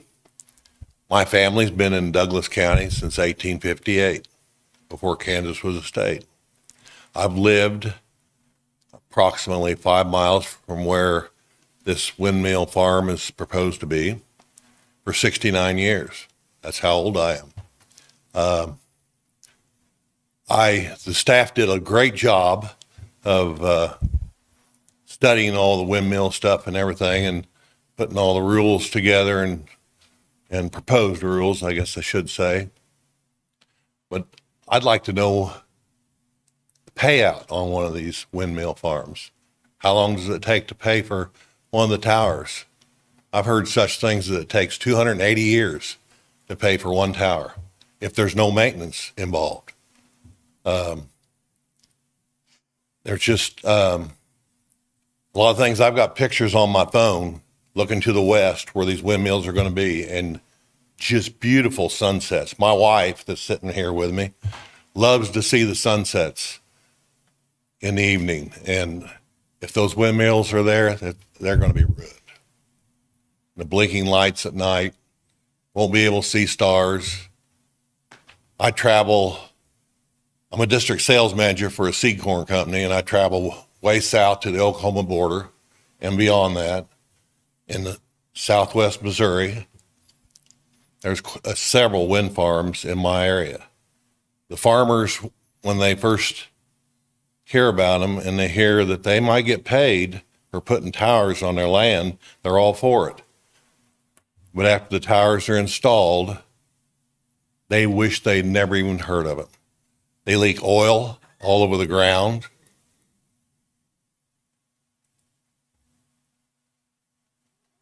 And they kill birds, lots of birds.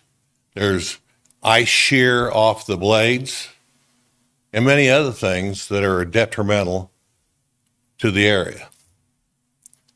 I'm going to write up and propose, send in pictures of stuff that I've discovered from these windmill farms.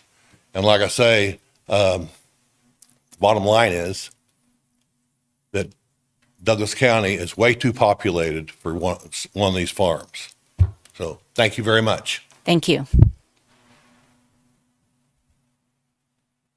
Would anybody else in the room like to speak? And I can come back if you are suddenly inspired. Go.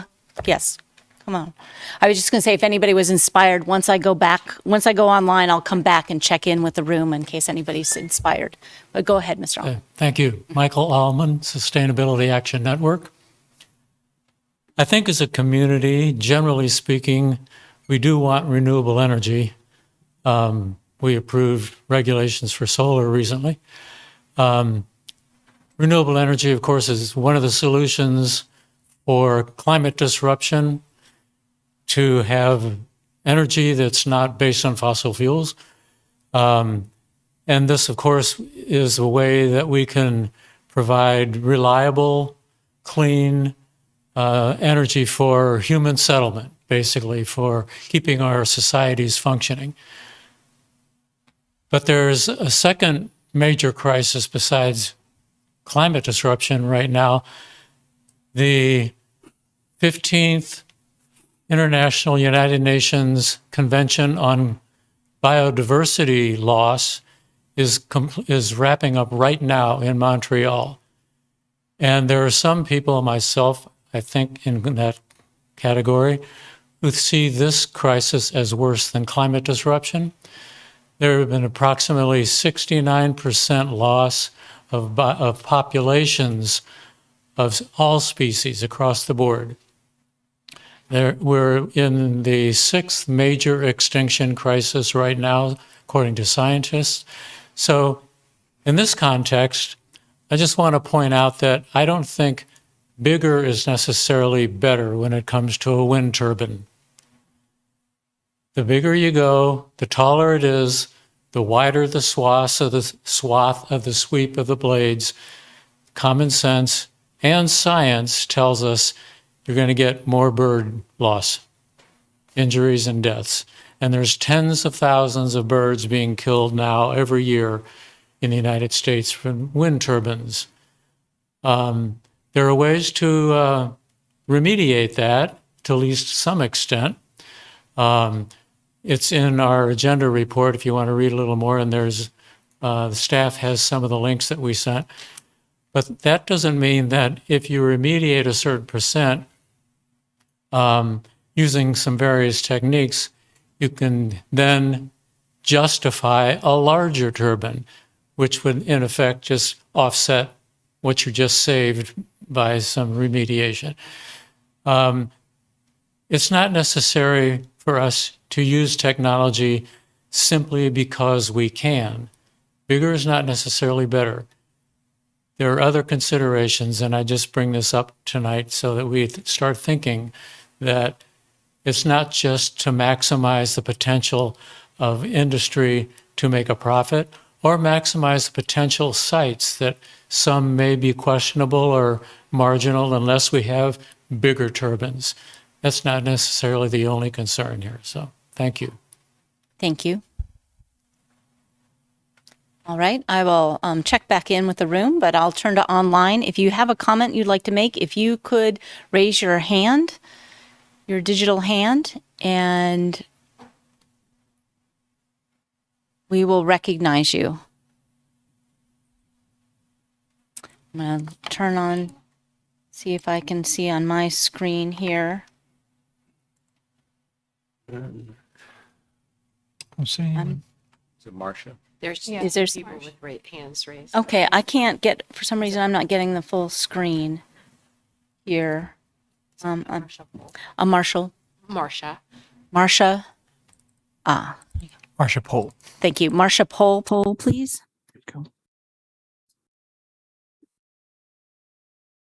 Would Marcia Pohl like to speak? There you go.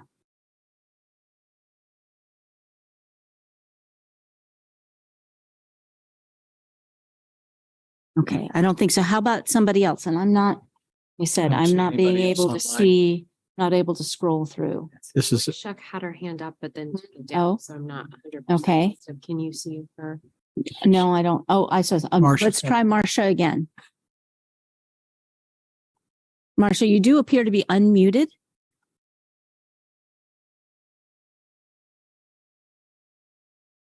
Okay, I'm afraid you're not coming through. Are there other people who would like to comment? I will note there were a great deal of Marcia's comments included in the communications packet. And if she's having internet troubles right now, hopefully we'll be able to speak with her later because I know she was interested in engaging with this body. Yes, thank you. I'm not seeing anybody else currently, although my screen's been fixed. Thank you. Okay. If there's no further public comment, does anybody else in the room like to comment before we close public comment this evening? Like I said, there'll be plenty of other opportunities. So if you'd like to wait and investigate and read the regulations till then, there will be many opportunities to comment. Okay, seeing no comments, I'm going to bring it back.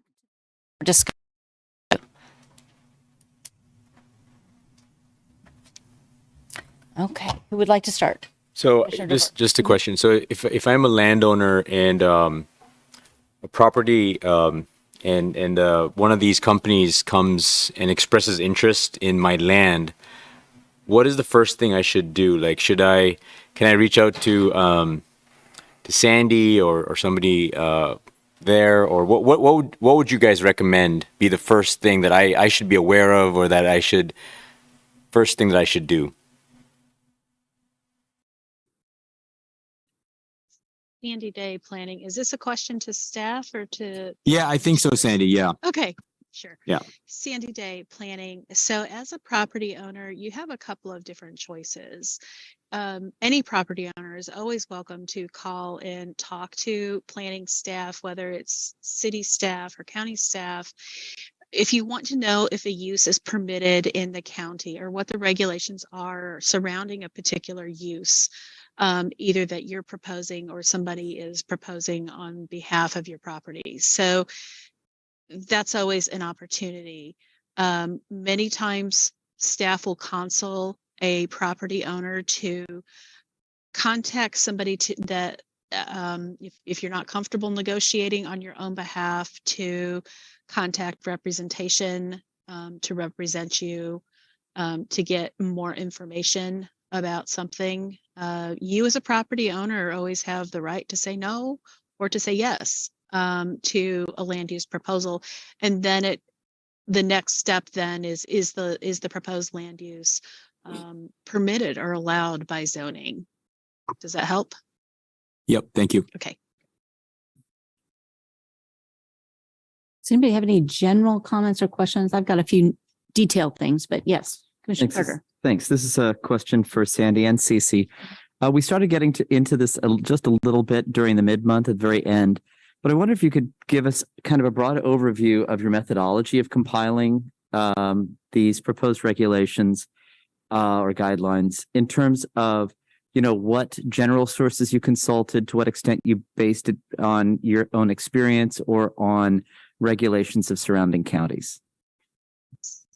Sandy Day planning, I'm going to start and then I'm going to ask Cece to jump in because she's really shouldered the lion's share of the research end of it. So we started with what does the existing regulations say today, and then also looked at what work was done with the solar regulations. So that gave us a kind of an outline format to really begin the work. And then there are pieces of solar that really just kind of don't fit with the wind regulations. So we didn't pursue those pieces of it.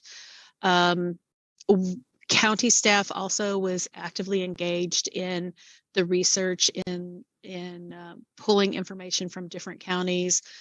So we would regularly get email exchanges with county that would have, a dozen attachments to try to sift through. Thankfully, Cece had actually already read a lot of that work, which was very good. And then we also started trying to dig into the specific pieces that the county was concerned about. There was also a field trip that staff took. I think Mary attended that, county zoning staff. I was not able to, and I can't remember, Cece, if you attended that one. But really to go out and talk with also some of our counterpoints in other communities, how they're working with some of that zoning regulation. So I'm going to step back and let Cece step up and dig into some of that research work that she did. Absolutely. In addition to speaking to county's zoning code staff. It was also speaking with the county engineer and county legal and the county fire and medical on their best practices and what they see as most suitable. In addition, I really sought out .gov or federally reviewed studies and documents. The Department of Energy has a great deal of resources, specifically speaking to wind regulations, and a great deal of our definitions and terminology came directly from the Department of Energy's multitude of websites. The recommendations on height came from the different information we've spoke about thus far, as far as balancing the characteristic of the land, looking at the manufacturer's specifications for what's currently on the site, as well as reading through a great deal of documents that the Department of Energy's put out about what they see as best practices. There is a great deal of personal anecdotal information online, and we really strive to stay away from that as best we could, and only use those peer-reviewed studies when applicable, as well as looking at solars and looking at the previous regulations, which use the same sort of data and information. So in addition to the studies, we've also reached out to local and regional experts. So we were talking with State Parks and Recreation staff, NRCS, talking about some of the reclamation pieces. So that is where we looked at how much of a foundation needs to be removed, what is industry standard, anyone who's looking to restore native grasses to their farm properties. Something that I did not know before working with this, we learned that native grasses are really kind of amazing plants. Yes, they are deep-rooted plants, but they also thrive and are very successful in the Flint Hills and in some other areas where there's not a lot of soil depth. So that was an interesting piece to look at. Another local source that we talked with was the fire chief for Douglas County Emergency. So we've tried to also not only with all of the studies that we look at, but also making sure that we're touching base with those local professionals that are going to know our region, our county as well. We have another meeting set up later this week to talk with Evergy, and it's an attempt for staff to really get a better understanding about the energy network in the grid. So we will try to put together something, and whatever resources we get out of that will be something we'll be uploading to the website if we can get a good resource or graphic. So that's the kind of work that we've been doing, and we've been sharing that between city and county staff. And that's in addition to speaking to other counties' planning and zoning staff and speaking with them about how they came to their regulations, because all of the counties surrounding Douglas, aside from Shawnee, have regulations, whether that's on personal or small WEX systems or commercial WEX. And then we viewed what they had in comparison to what we were proposing to make sure that there was a consistent and that we were using all of their best practices with our own. Okay, thank you very much. Thank you. If I may, I have a general process question. Also, in terms of, you made a point in the packet we had to distinguish between a text amendment and a conditional use permit. And I'm wondering if you could just speak to that, the process now where we'd have a text amendment, if there's still a conditional use permit within those regulations. Can you talk about the types of issues that would be covered within an individual project application that would come, at least the conditional use permit part of it? So we have all these regulations that we've got in the text amendment, but then in addition, we have the conditional use permit embedded in that. Sandy Day planning. Yes, I'm going to take a stab at trying to explain this. So what the action before you that you initiated in January that we're bringing forward is an amendment to the Douglas County zoning regulations. And within the Douglas County zoning regulations, there are a number of different processes how different land uses are permitted. They are either permitted by right or they are discretionary uses that are permitted through a conditional use permit. So to use the analogy of communication towers, that's a use that is permitted in Douglas County, subject to a conditional use permit. So within the regulations, in the chapter that deals with conditional use permits, there is a set of regulations that govern how we review it, what we review, and then it directs that use that says it's permitted subject to a conditional use permit. So this same format or template applies. So what you're looking at in this text amendment is a use that would be a discretionary use that would be permitted in Douglas County. It's already that way today. If somebody wanted to come forward and say, I want to build a wind farm, they would look at the regulations and they would say, okay, I have these standards to follow. This is the application information I have to submit. I'm going to submit it to staff. Staff will review it, prepare a staff report, get it scheduled on Planning Commission for a public hearing as a conditional use permit to go through that advisory process to make a recommendation to the governing body. Is this use appropriate for this location? That's the conditional use permit process. So we're not, in our presentation, we said we're creating processes. Yes, we are creating processes.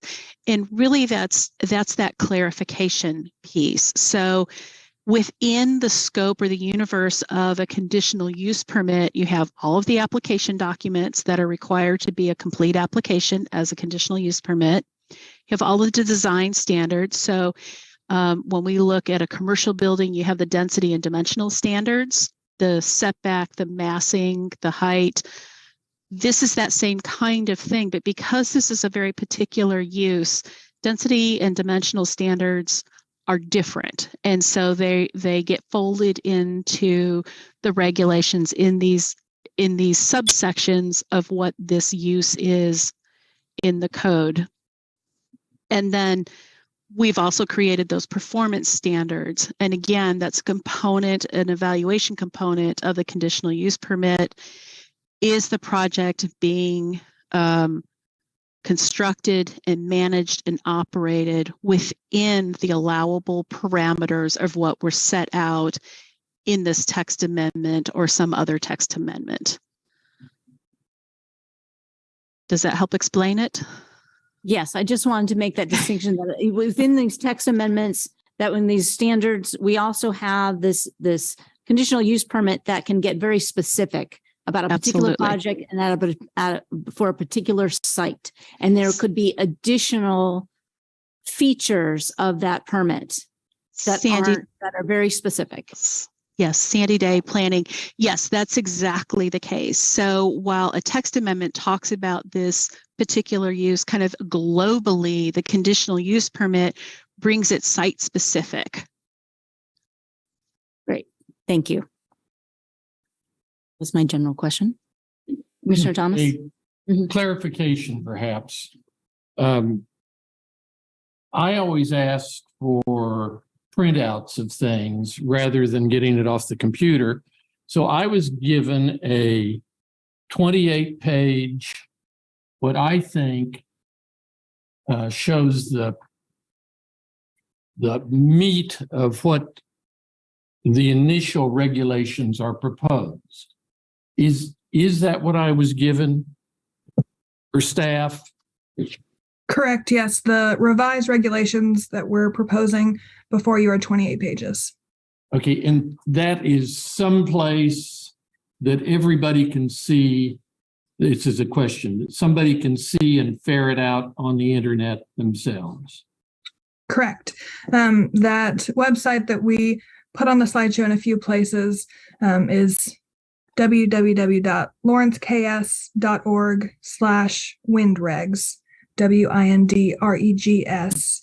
If you've not had the opportunity to go to that site, I'd be happy to screen share and show it to you. On that site, we have the existing regulations, the proposed regulations, as well as the recently adopted solar.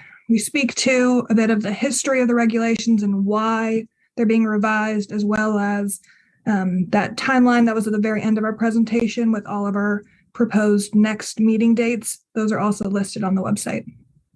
Because I think the people need, before they go to the meetings, need to see what the proposed regulations are. And I think that could take away some concerns that some people have, and it could heighten concerns that some people have about the regulations.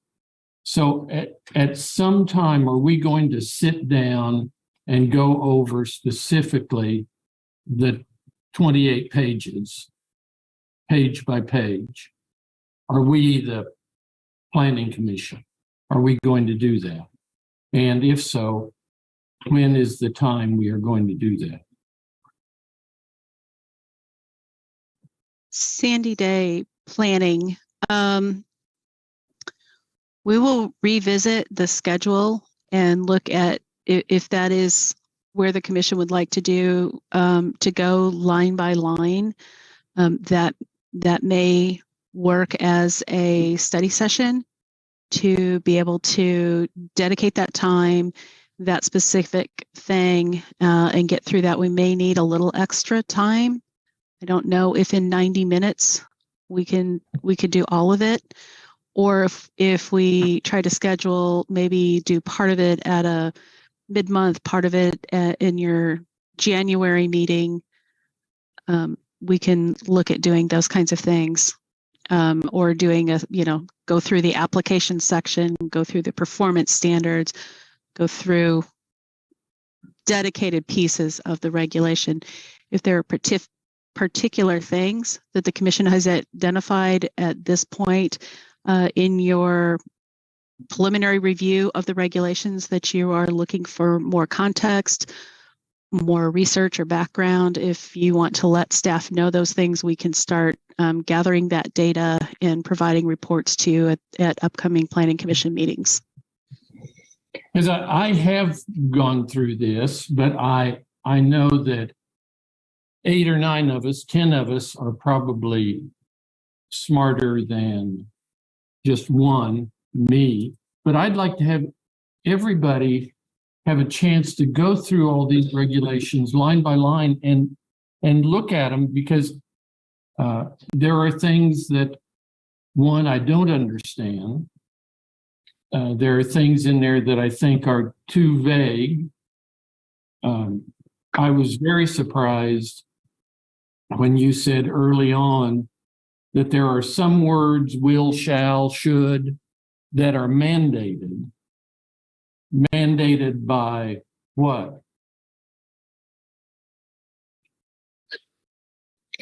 Real fast, I'll speak to the proposed timeline. We have that public comment period in more of a formal sense. Sandy had spoken to it being similar to a comprehensive plan amendment, or I know whenever I worked with the MPO, we had a Safe Routes to School plan, and then there was a 60-day public comment period. And after that public comment period was whenever staff and whatever body reviewed the public comment as well as their own findings and reading the regulations.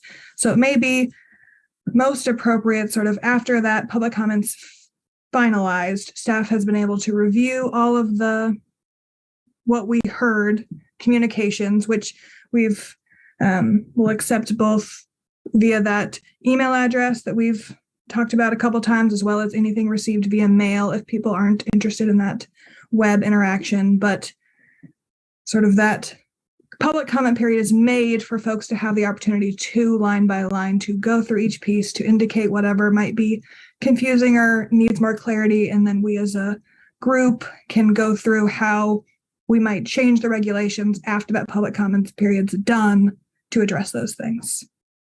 And Commissioner Thomas, we will have a mid-month coming up for this, but in terms of your other question, the will, the shall, and the what, Jeff Crick has a comment about. Almost all zoning codes will have what's called an introductory provision, where it'll talk about what words mean, how fractions work, how rounding goes through. And that's what Sandy and Cece were citing, was the introductory portion of the county zoning code that talks about how it handles the language. So it's not necessarily tied to the text of it, it's tied to the overall code in itself. And shalls are typically read as I think you said a mandate statement. You shall do something in that sense. If there's some discretion in there, that will say may or have a different language to it, but that's all in the introductory provisions for the zoning code itself. I'm not sure I even understood that, but I think when we say words like should, I would prefer to see a stronger word in there, must, on some of these things. Should is strongly suggest. But I think there are some in the proposed regulation that needs to be changed to much stronger wording. And I thought what Sandy was saying is you can't change those. It is mandatory that it is left at should or may. You can propose language that is stricter or more stronger. So if it does say should, you can recommend shall. Or if you think it's too strong, you can recommend should in those instances there. So that's part of that review that we're going to have to do and go through to see is that language dialed in correctly where the commission feels comfortable recommending it up to the county commission. So those can be adjusted and reviewed. Commissioner Thomas, do you have a specific example that you want to suggest, a particular change in language to give? Well, I've actually turned in my 28 pages to Sandy and Cece to say, here are things. And so I'll find one here. I've circled them. In those pieces of the regulations, staff, part of why the review of these regulations took as long as it did was because of those meetings between city and county staff going through each line. So we had intention for the greater part of these regulations where there's shalls and where there's shoulds, and had those discussions to really identify which form, whether permissive or mandatory, we wanted. That's not to say all of staff's proposals are outright correct. We are interested in that communication, but I just want to let you know that there was intention with those sort of pieces of language. I have no doubt that you guys have worked diligently to do this. None at all. Sure. And if I could, Commissioner Thomas, I think what's meant by the mandatory versus permissive, I think that's the nature of the words themselves. That shall and must are mandatory words. They indicate a mandate, whereas should and may are more permissive. They include discretion. So it's not, if I understand correctly, it's not how the words are to be used. It's the nature of the words themselves. Am I correct? I did not understand it to be like that. And if it is, that would help me somewhat. And I don't know that everybody has the same page numbers that I do, but on page 19 of the regulations, under point 3, it says the project should be designed and configured to minimize impacts to the night sky for all lighting that is not required by FAA standards. That to me is fairly weak. Instead of it must be this way. It should be, well, I walked in with somebody today and they said they knew they didn't eat the meals the best way they should. They knew they should be doing a better job. But that's different than but will they? Than a must. So there are just words, and I'll say there are 50 of them that I have marked in here and made suggestions on. Things that on the same page things, how do we measure some of these things? And I you'll think the- often, you'll often see those permissive statements with words like minimize. The more mandatory statements tend to go along with the measurable shall be less than 50 decibels at a property line. Whereas in a space where it really takes the application coming before you, the visual impact analysis and whatnot being given to the governing body to make a decision in that space. Are they minimizing to the greatest extent? And then indicating to them, we've put in the regulations, you should seek out as minimal of an impact as possible.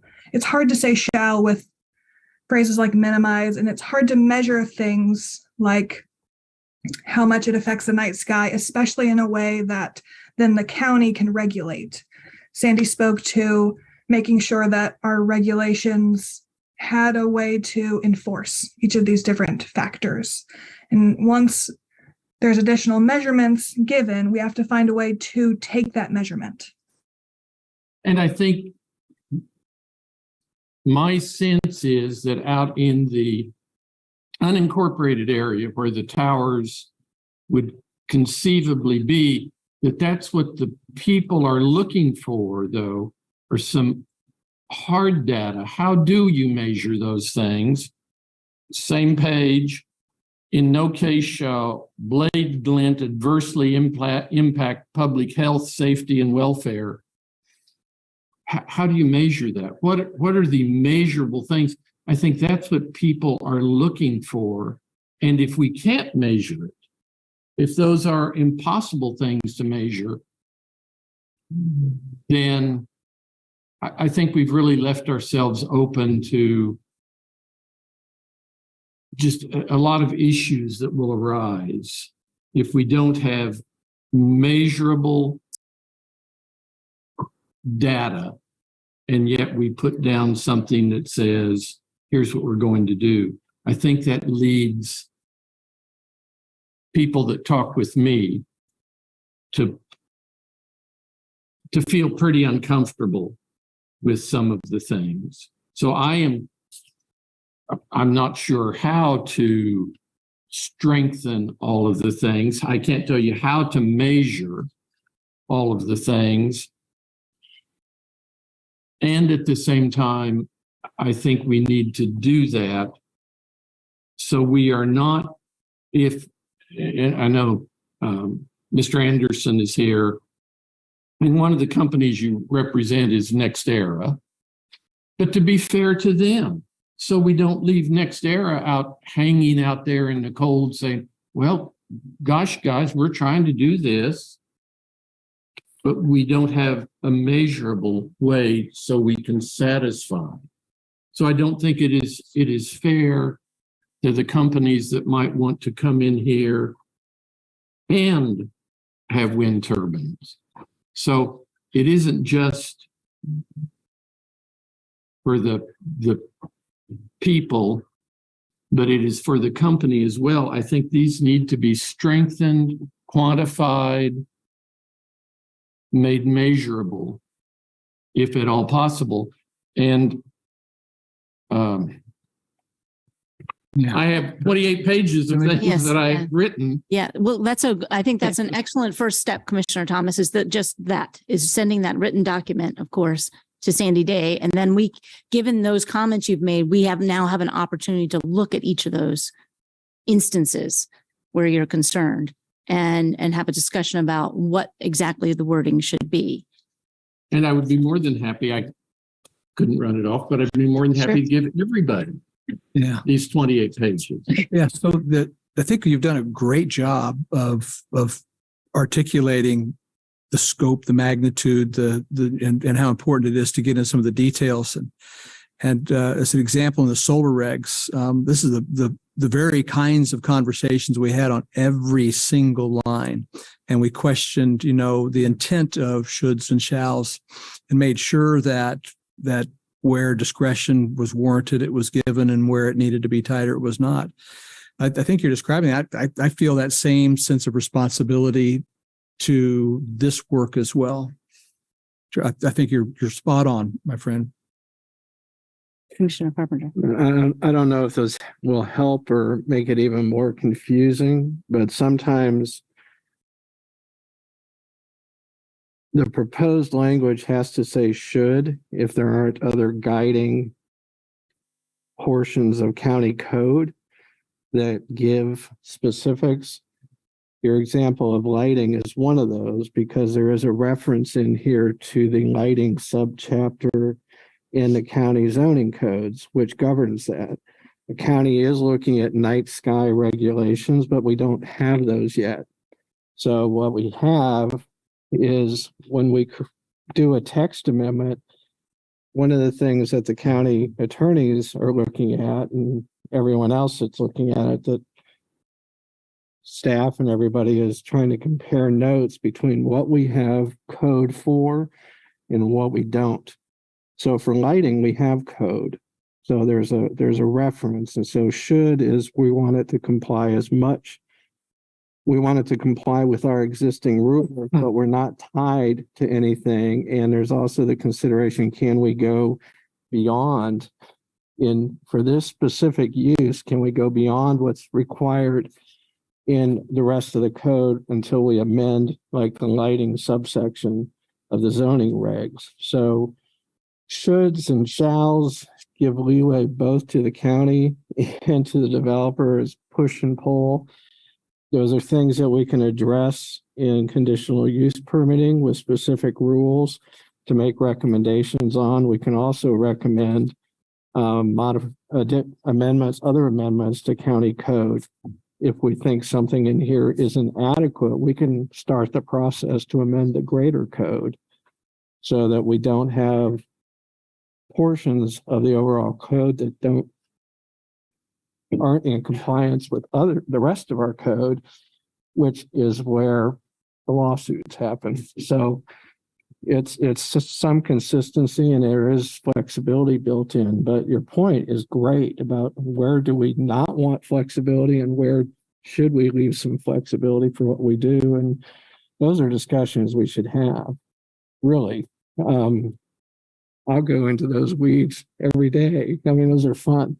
But and other things, you know, I'm just hoping throughout the process, I'm not quite sure how we reached the setback requirements. So as we go through the process, I'd be interested in public comment about that 1,500 yard setback.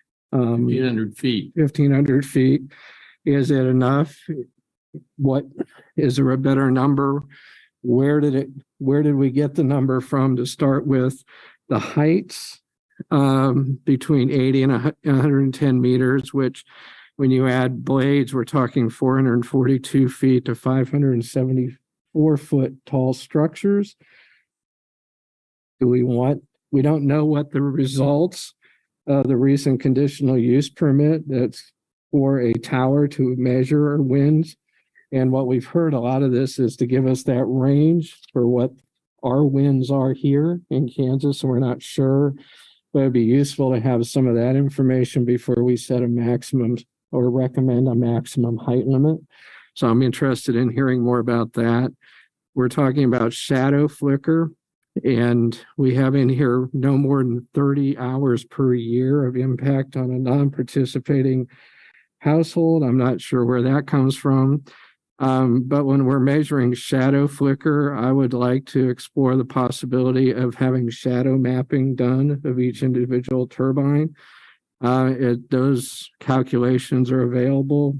Like we know shadows are longest at sunrise and sunset and longer in the winter than they are in the summer. So, and it's very precise predictability, except for the terrain. So I'm interested in adding that so we can see what those impacts are. And I'm also know from when we were doing the solar, there is the ability to turn on and off particular turbines if they have an adverse impact on adjacent properties. So that could be something to look at in plans or bring up in a conditional use permit that has to be looked at. So there are many things that I hope that everybody out there in the public, people with incredible information and backgrounds can give us some input on that. So when we reach the point of going through this carefully, we can make our best recommendations possible to the county commission. So thanks for bringing up the linguistic part of this, but because there's so much behind it. I do think that that's a good idea to have a working meeting. I'm not sure that especially just based on this, that we can get it done in a 90-minute mid-month, Right. early in the morning or something. It seems to me like we should get something in that schedule where after public comment, for sure, we can process it and then meet as a group to talk about it and hear everybody's thoughts and ideas on it and go line by line or topic by topic or definition by definition. So I do think that having something in that schedule would be helpful, just so that we all know that that's the process we plan on engaging.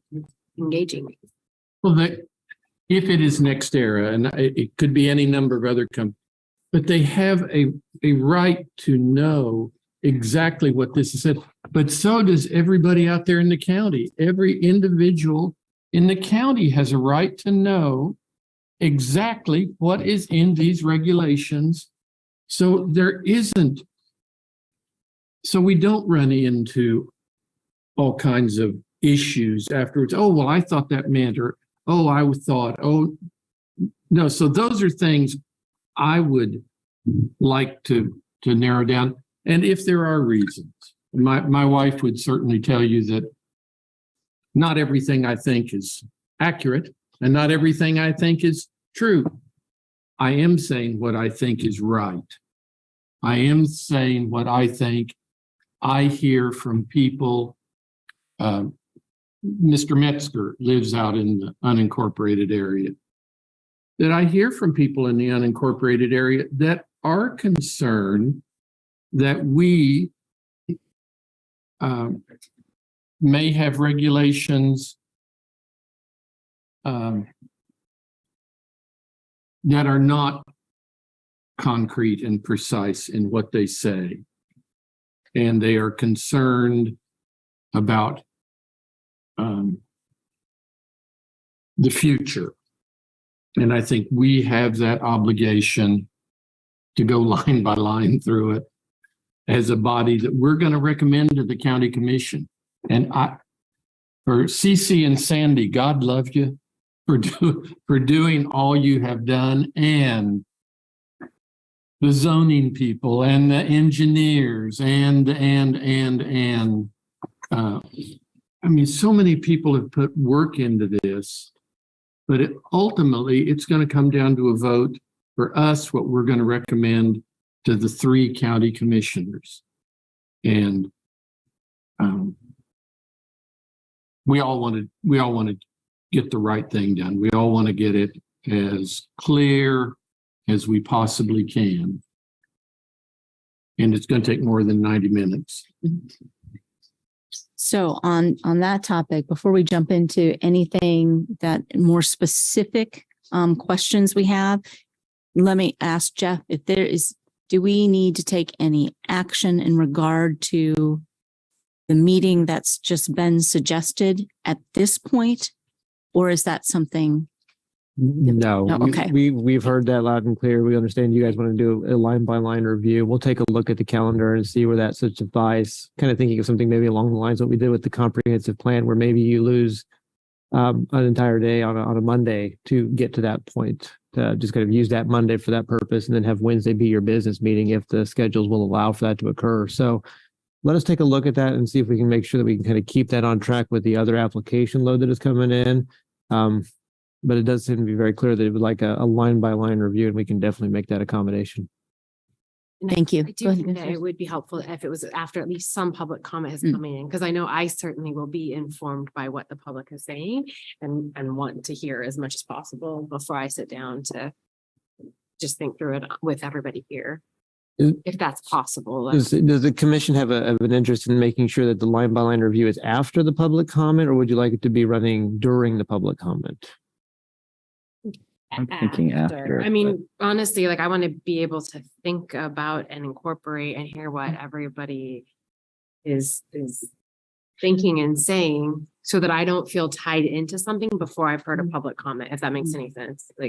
If so, if you wanted us to maintain the public input portion of this, we would be probably looking at March, maybe extending into April for that to occur at this point in time. I just want to make sure the commission's comfortable with elongating the timeline in that respect.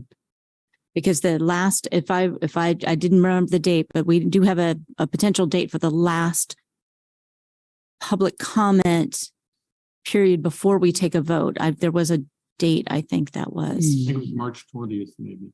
Yes, I think- looks like the tentative calendar is holding to be about February 5th is when we would expect that public comment to close. Then that would give us time to prepare for bringing it back to you in your March meeting to then initiate that line by line review at that point in time. So if we want to use a Monday for that purpose and then have a Wednesday for the business meeting, we can definitely accommodate that, I think, and just be aware that that may invert, you have a Wednesday is a very long meeting potentially depending upon what applications do come in, but not a problem to make that adjustment.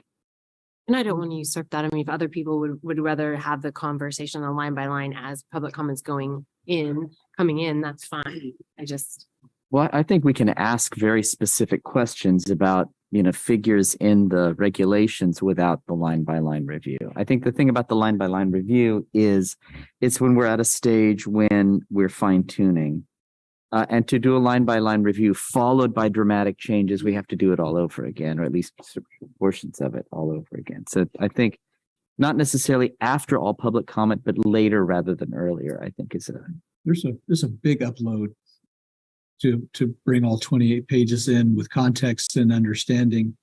I found though that investing as much as we can, as early as we can, gives us an opportunity to hear public comments and try to put that in place where it goes.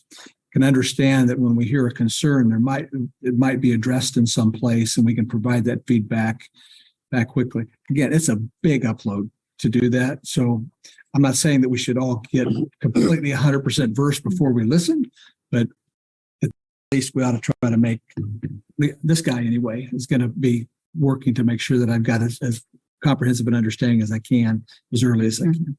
But you're not concerned about having the line by line early. You're not Line by line. No. Early. I think that Just I want to have the understanding. I want to get the feedback and let that inform the edits. So I agree with you on that.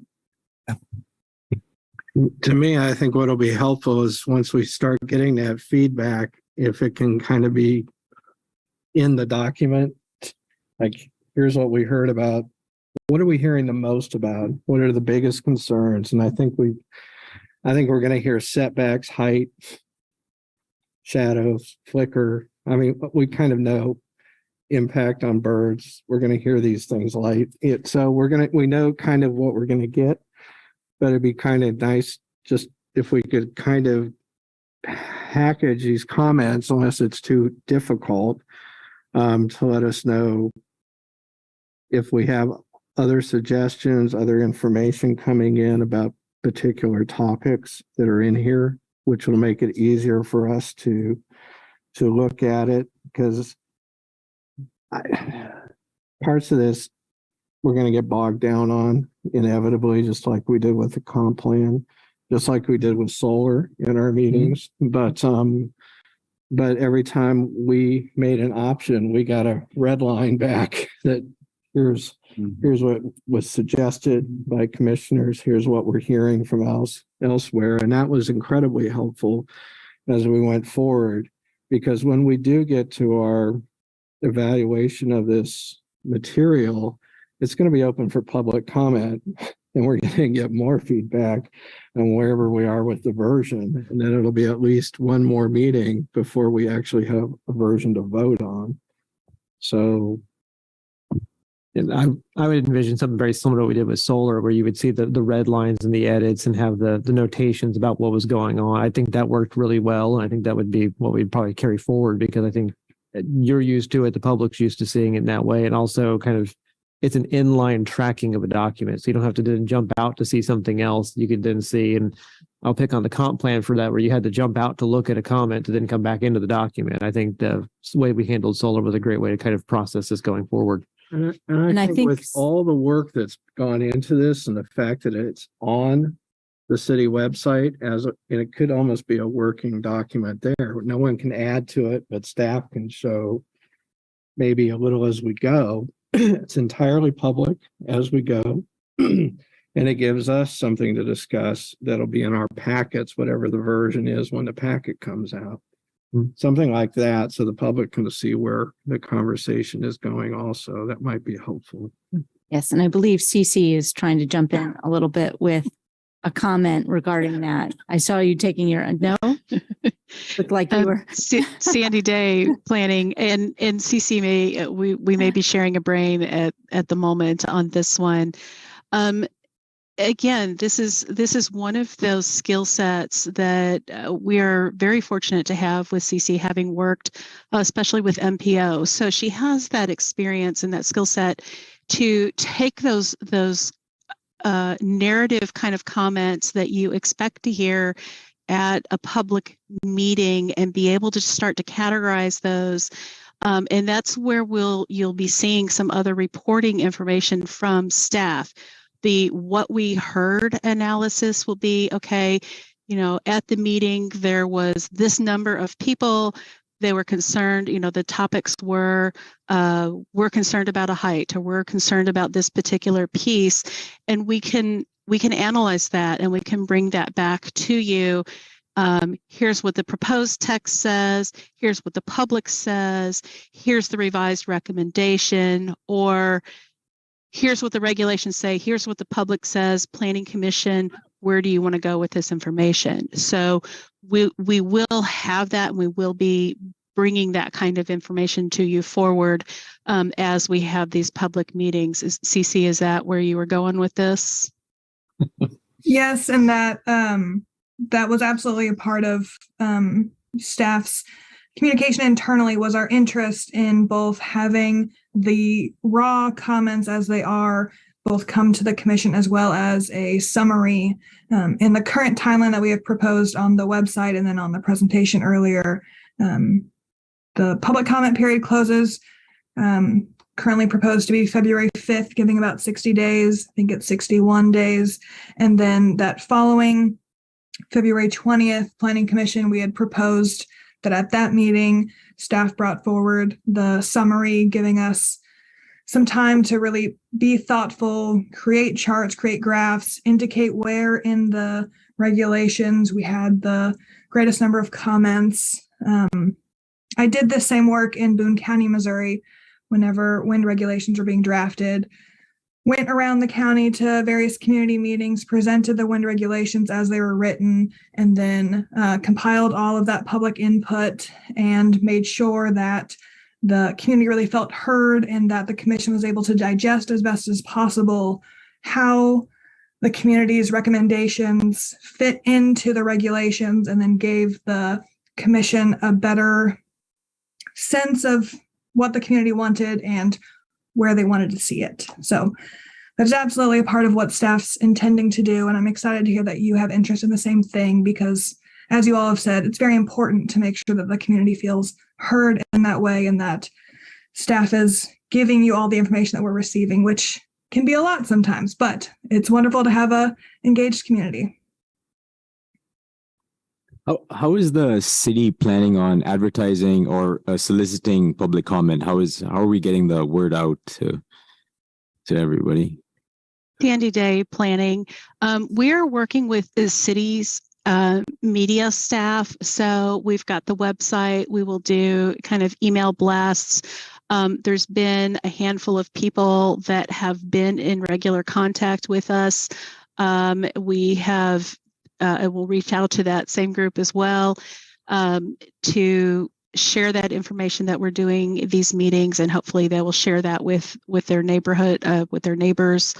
So through those social media pieces is predominantly how we're messaging these meetings. We'll also work with county communication staff to put it through their channels that they have available too. So we're going to take the luxury of using both the city's channels and the county's channels to broadcast this as wide as possible.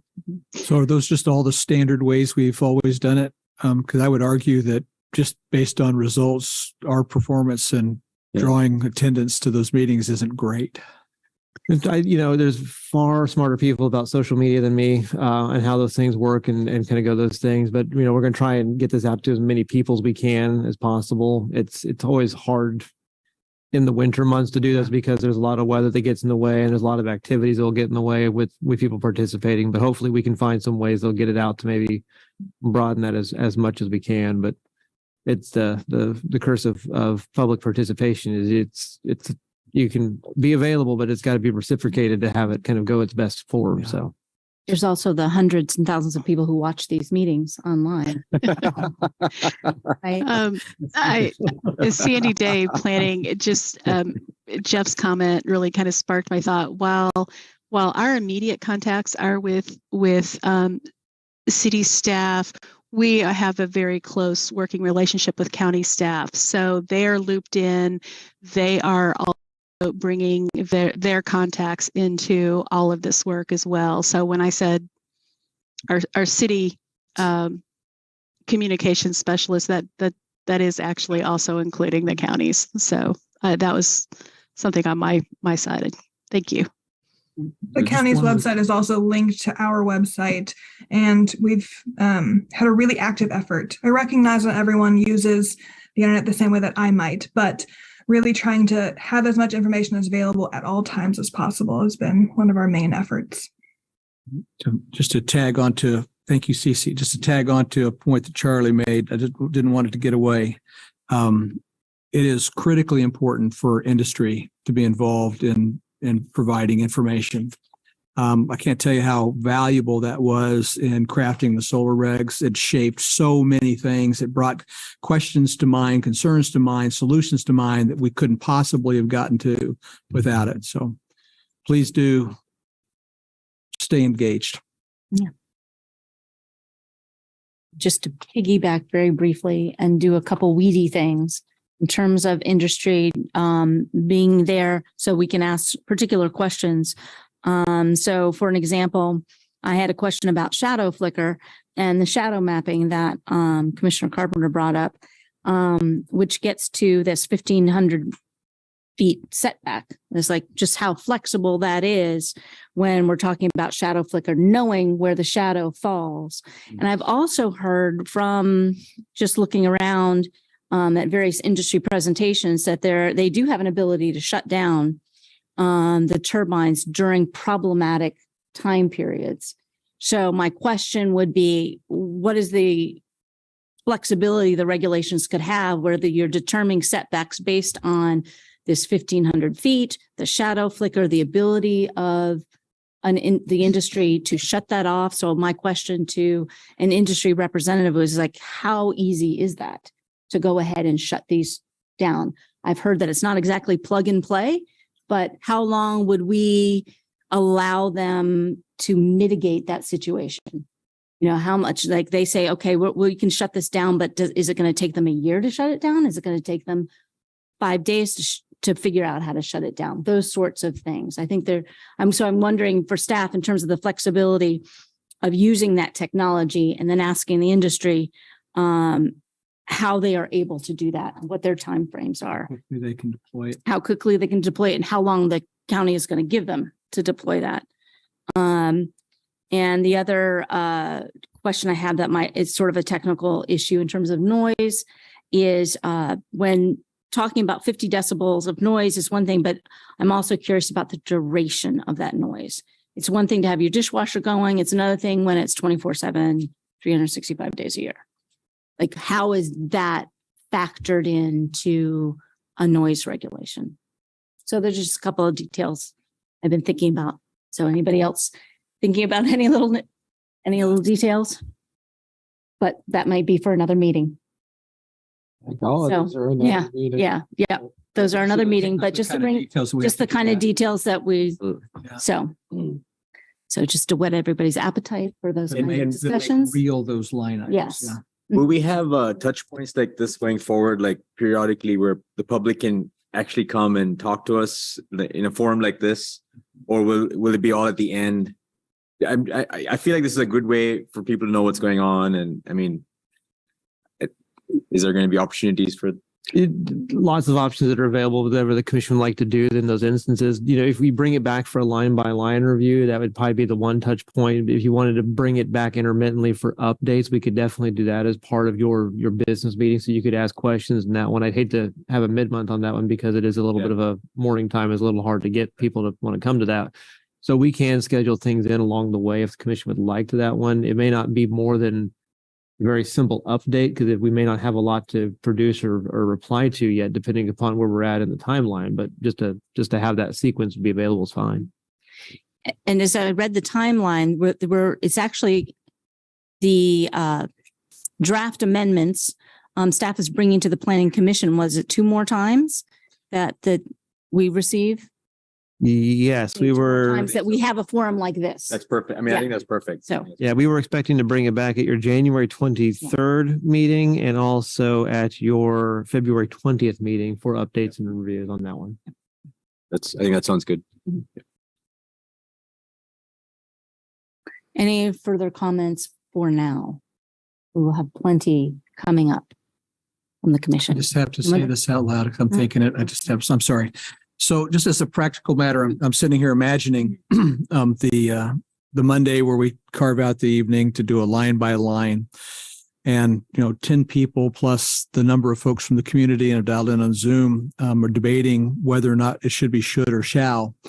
I just wonder if we're going to get past the first paragraph on the first page. If we're really going to get into what those words should be, that process would, there'd have to be, I'm not even sure how we would do that level of detail. So what I'm wondering is if we should adopt an approach like we did with solar, where we ask 4 people on the commission to do that first run at that review and then bring that back to the commission for review, to bring up basically a summary of that back. And offer that idea. Well, just some thoughts on when we did that for the solar. We had a working group for the solar. We brought it back to the commission. We did not do a line by line with all the commissioners for the solar. When I say line by line, I don't want to interrupt. I mean, we just need, maybe I should have said page by page, just to go through to make sure we are just looking at things. So I mean, just, I went through and read everything and made all my comments or made lots of comments, and I've written down others. But at some time, that's what I want us to do, where we talk as we go through it and say, oh, well, gosh, that makes sense, or this doesn't.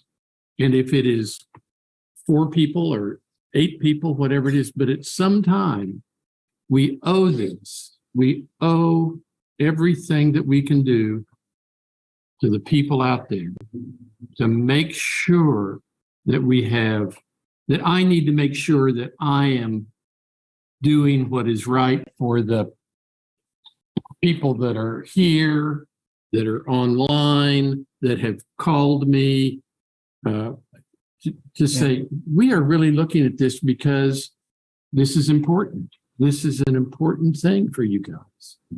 I live in the country and I could have a turbine by our place. So be it. But we need to go through the regulations to make sure that they say what we want them to say. Yeah. Well, I'm not opposed to dividing up into a smaller group of 4 and having them look at it. It does sound like, though, I can't believe I'm going to say this, but there might be a fight between us on who gets to be those 4, because we're all, it sounds like everybody wants to weigh in. Yeah.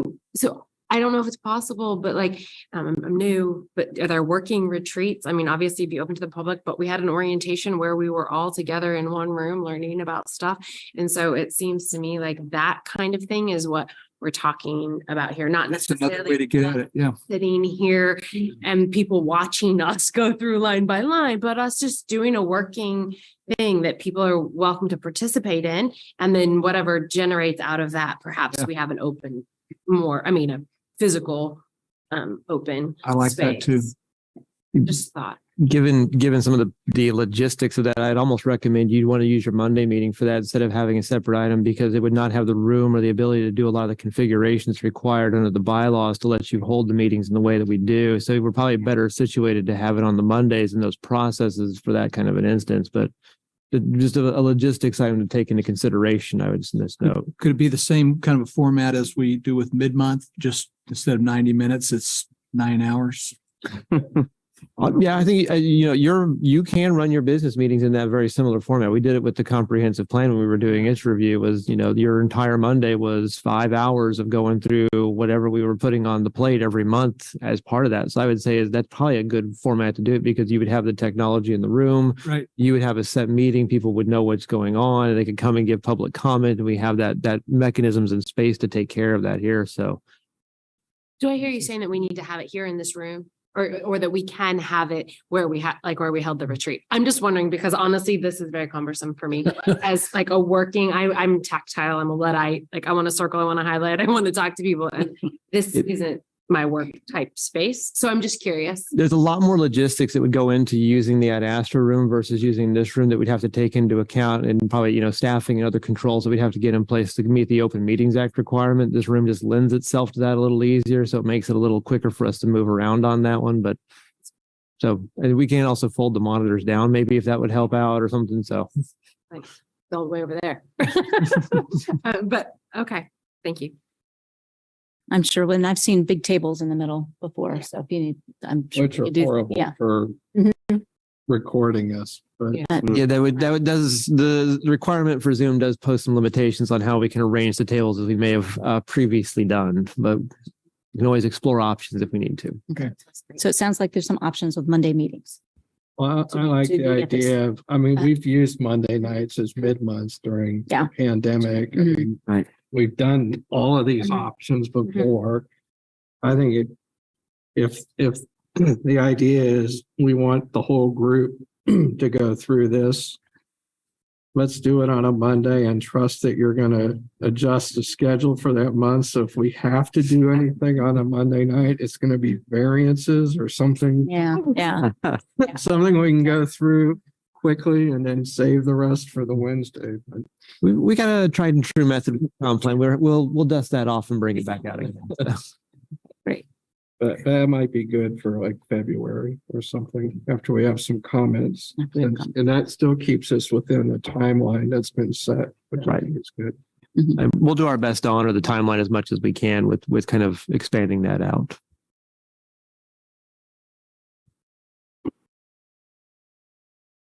Checking line. Commissioner Munch, did you have, I haven't been watching the screen, so, okay. Oh, that's right. He recused himself. I forgot all about that. Really. So any comments for the good of the whole? For the comments? Much needed. Okay. So we have no action to take on this issue because we have no application before us. So we simply received the status update on the pending wind energy conversion systems in Douglas County. So please take note, and that website one more time, CC. www.lawrenceks.org/windregs. So WINDREGS. It can also be found on the main city website within community engagement. So where you might take a survey on a proposed plan or an area plan, there will be a little bubble for the WECS, wind energy conversion system regulations. Thank you. So now we have no consideration of other business that's come up unless something's come up in the meantime while we've been sitting here. So no old business. So do I have a motion to recess? So moved. Do I have a second? Second. Seconded. Can you call the vote, Jeff, please? Commissioner Ashworth? Yes. Commissioner Carpenter? Yes. Commissioner Carter? Yes. Commissioner Duvar? Yes. Commissioner Hayden? Yes. Commissioner Munch? Yes. Commissioner Rexroad? Yes. Commissioner Thomas? Yes. Motion passes 8-0. Thank you all. Thank you, Sandy and Cece again. Thanks for those that came tonight. We look forward to seeing you again.